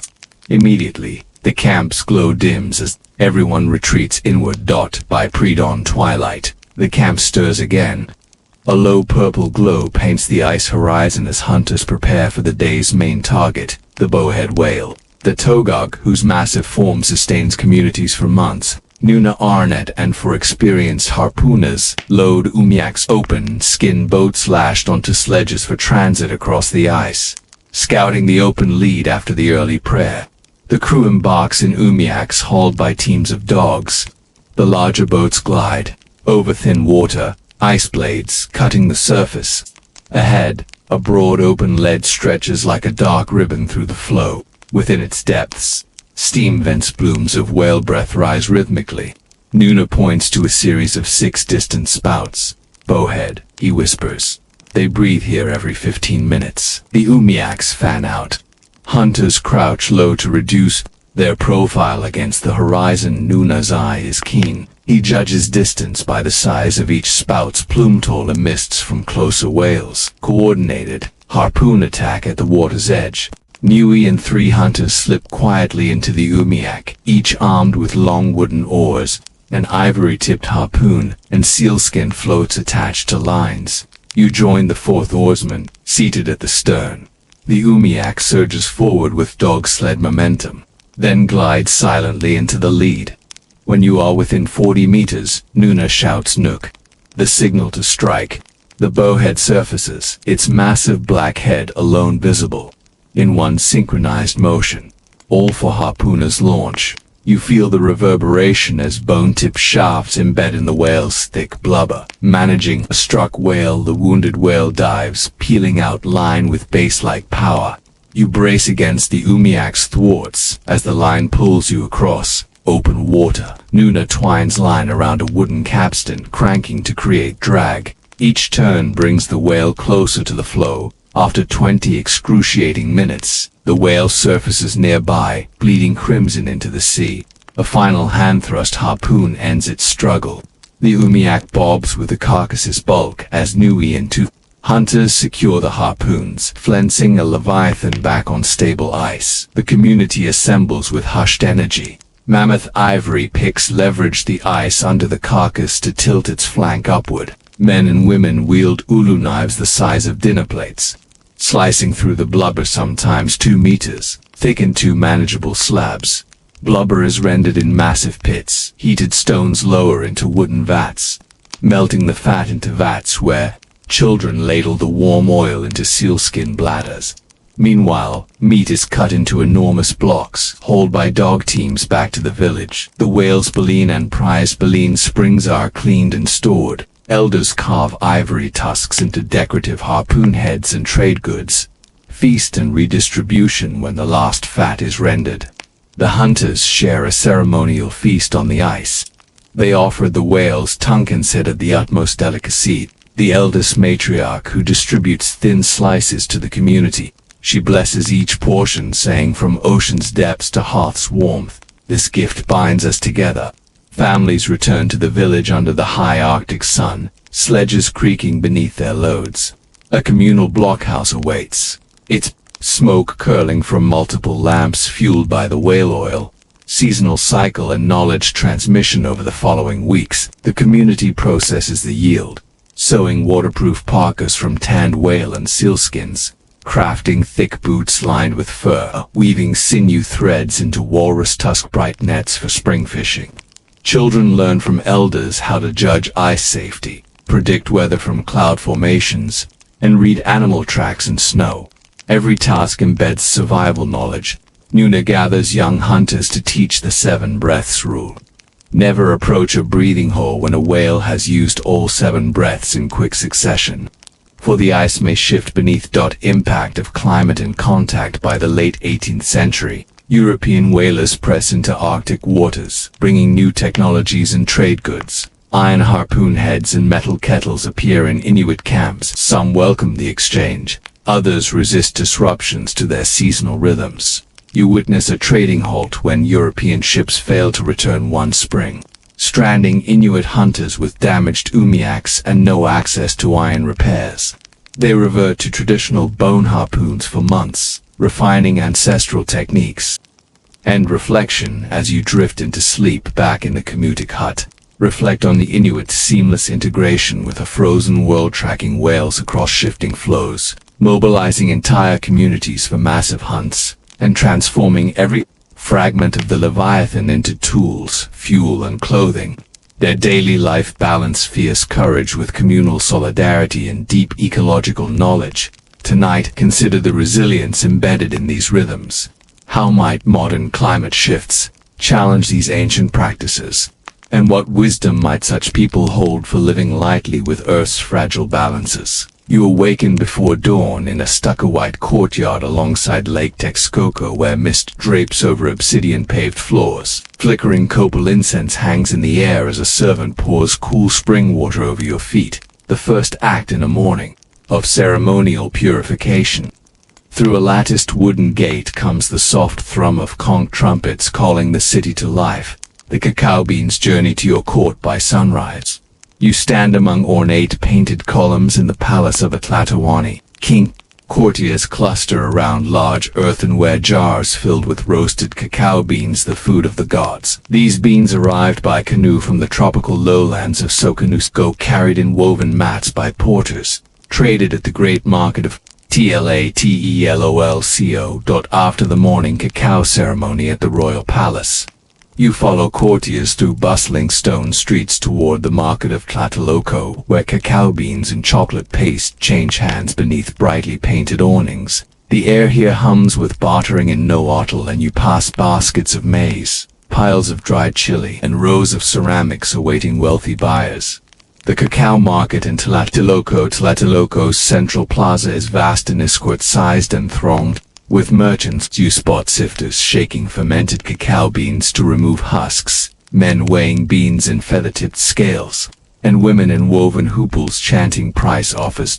At one stall, a Mayan trader from Soconusco unrolls a mat of fresh cacao paste molded into decorative plaques. 12 beans per portion equals. Court officials inspect each disc, nibbling edges and sniffing for signs of mold. Quality here determines which households receive early shipments from imperial tribute. You observe how the merchants measure, using the cacao bead, a standardized cylindrical bead of solid chocolate traded at 1 bean's value. 2 beads equals a bowl of maize porridge. 5 beads buys a fine feather cloak. In this economy, cacao functions as both currency and indulgence. The plantation and tribute system beyond the market. You ride a wooden canoe across Lake Saltocan to inspect a tribute plantation on Isla de Sal. Here, lines of shade-grown cacao trees thrive under canopy from native star apple and guava trees. Laborers, indentured commoners from conquered provinces, tend the trees, harvesting pods with curved obsidian blades. You watch as they split, ripe pods, scoop out the white mucilaginous pulp and beans, and deposit them into woven baskets. Beans ferment in banana leaf pits for several days, then spread on stone patios to dry under constant care. The overseer or pachteca appointed by royal decree notes daily yields on a deerskin ledger. Every harvest season, these beans feed the capital's cacao demand and fulfill tribute quotas. Surplus is shipped by canoe to Tenochtitlan and stored in the Royal House of Cacao, a guarded warehouse near the palace. Failure to deliver on time can invite severe penalties: payment in corn, textiles, or labor. Processing for the elite. Back in the capital, palace women prepared daily batches of cacao paste for noble households. You watch Donna Chalky, a high-born lady-in-waiting, supervising apprentices in a courtyard kitchen. They pulverize dried cacao cakes using stone metates until as fine as cornmeal, then transfer the powder into wooden mortar. In the mortar, they mix the powder with spring water, a small amount of maize dough, chili flakes, and locally sourced vanilla orchid paste. Heated vessels shaped like hollowed gourds stand atop charcoal burners, and masters test the blend's temperature by flicking a drop onto the back of their hands. Only the smooth silkiness of 60 degrees Celsius meets court standards. Once the chocolate reaches perfection, they pour it into carved gourds lined with gold leaf gifts for visiting dignitaries and priests. A thin ribbon of foam ascends each cup, an aesthetic sign of quality that kings compare in friendly competitions. Chocolate and diplomacy. The Tlatoanas diplomats carry these gilded gourds beyond the city walls to neighboring polities, Texcoco, Tlaxcala, and beyond. In diplomatic receptions, the exchange of cacao cups cements alliances. You witness an ambassador present a saffron-tinged chocolate blend to a foreign chieftain. The chieftain tastes thoughtfully, then shares a token of jade beads in return. Trade steeped in ritual reciprocity. Chocolate thus becomes a conduit for political ties, its preparation and presentation reflecting the host's generosity and refinement. Failure to produce a quality brew can insult guests and strain alliances. Commoners' chocolate habits. Meanwhile, in Tenochtitlan's common districts, chocolate consumption takes simpler forms. In modest household kitchens, women grind smaller bean portions for family breakfasts, adding copal resin for an earthy aroma and crushed amaranth seeds for sustenance. These versions lack exotic spices but retain the warming, satisfying effect valued by laborers and artisans. Street vendors sell hot chocolate from clay alice earthen pots under woven sunshades. You join a line of cacao-smudged customers, farmers returning from Chinampa fields, stonemasons heading home, and midwives carrying newborns. Each receives a foamy mug for a handful of beans, often served with a small maize tortilla. Health and medicine physicians also prescribe chocolate preparations for medicinal uses. In the House of Remedies, you see a healer mix cacao paste with ground cacao blossoms and Jimson weed seeds for a steadying draught against fever and delirium. Another remedy uses cacao with cocoa leaves and maguey sap to soothe digestive complaints. Women healers incorporate chocolate into postpartum rituals, giving new mothers warm cacao to help restore strength and promote lactation. They believe theobromines gentle stimulatory properties. Ease recovery after childbirth. End reflection. As evening descends over the island-spanned city, you reflect on chocolate's many roles: ceremonial luxury, diplomatic gift, common comfort, and folk medicine. In Tenochtitlan, this ancient brew binds classes, shapes politics, and fuels daily life. Tonight, as you drift into sleep, consider this. When Europeans tasted chocolate centuries later, they often sweetened and respiced it. But in these Aztec courts, chocolate was already a complex cultural fabric woven through tribute systems, gendered practices, and the rhythm of sunrise to sunset. What other global delicacies evolved in such intertwined webs of ceremony, commerce, and everyday routine only to be transformed as they traveled across new worlds? A lacquered platter bearing whole fermented beans is presented to you. Their surface is cracked and dark. You hold one, noting its slight bitterness and earthy warmth before placing it between two heated matati stone grinding slabs set atop low benches. Grinding and mixing, two attendants begin the time-honored process. One pours a small handful of alkaline wood ashes tlapaletic over the beans to reduce acidity and brighten flavor. The other uses a mono handstone to crush them into a gritty paste. You join in, sliding the mono in smooth rhythmic arcs. Hundreds of revolutions break beans down to cacao masa. As the paste smooths, they add maize flour corn ground fine to lighten the body, and a pinch of artichoke seeds for subtle color. Warm water, heated over a charcoal brazier to just below simmer, is ladled in with a wooden molinillo whisket's ridged handle carved in feather motifs. You froth the mixture, creating a head of creamy bubbles prized by nobles. Spice and sweetening. Next, courtiers bring jars of proprietary flavorings, ground vanilla orchid pods, wild chili peppers dried under pyramid steps, and a native honey called a. You stir in a sliver of vanilla, then a dusting of chili powder, its gentle heat weaving into the froth.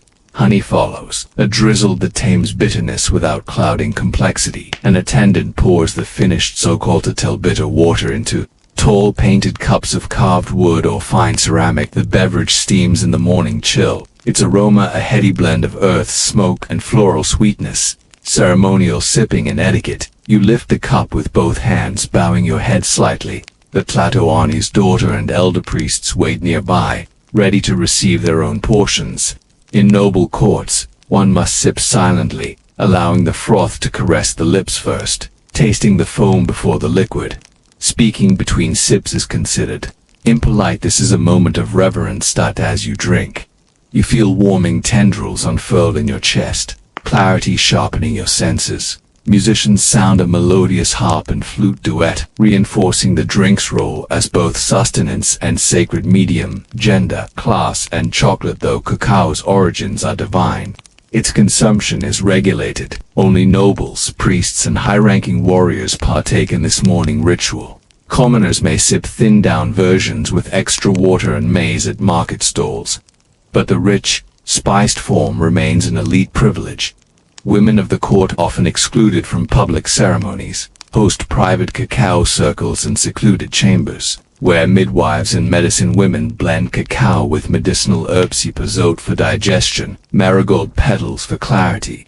Here, women exert their own cultural agency, shaping both flavor and social bonds.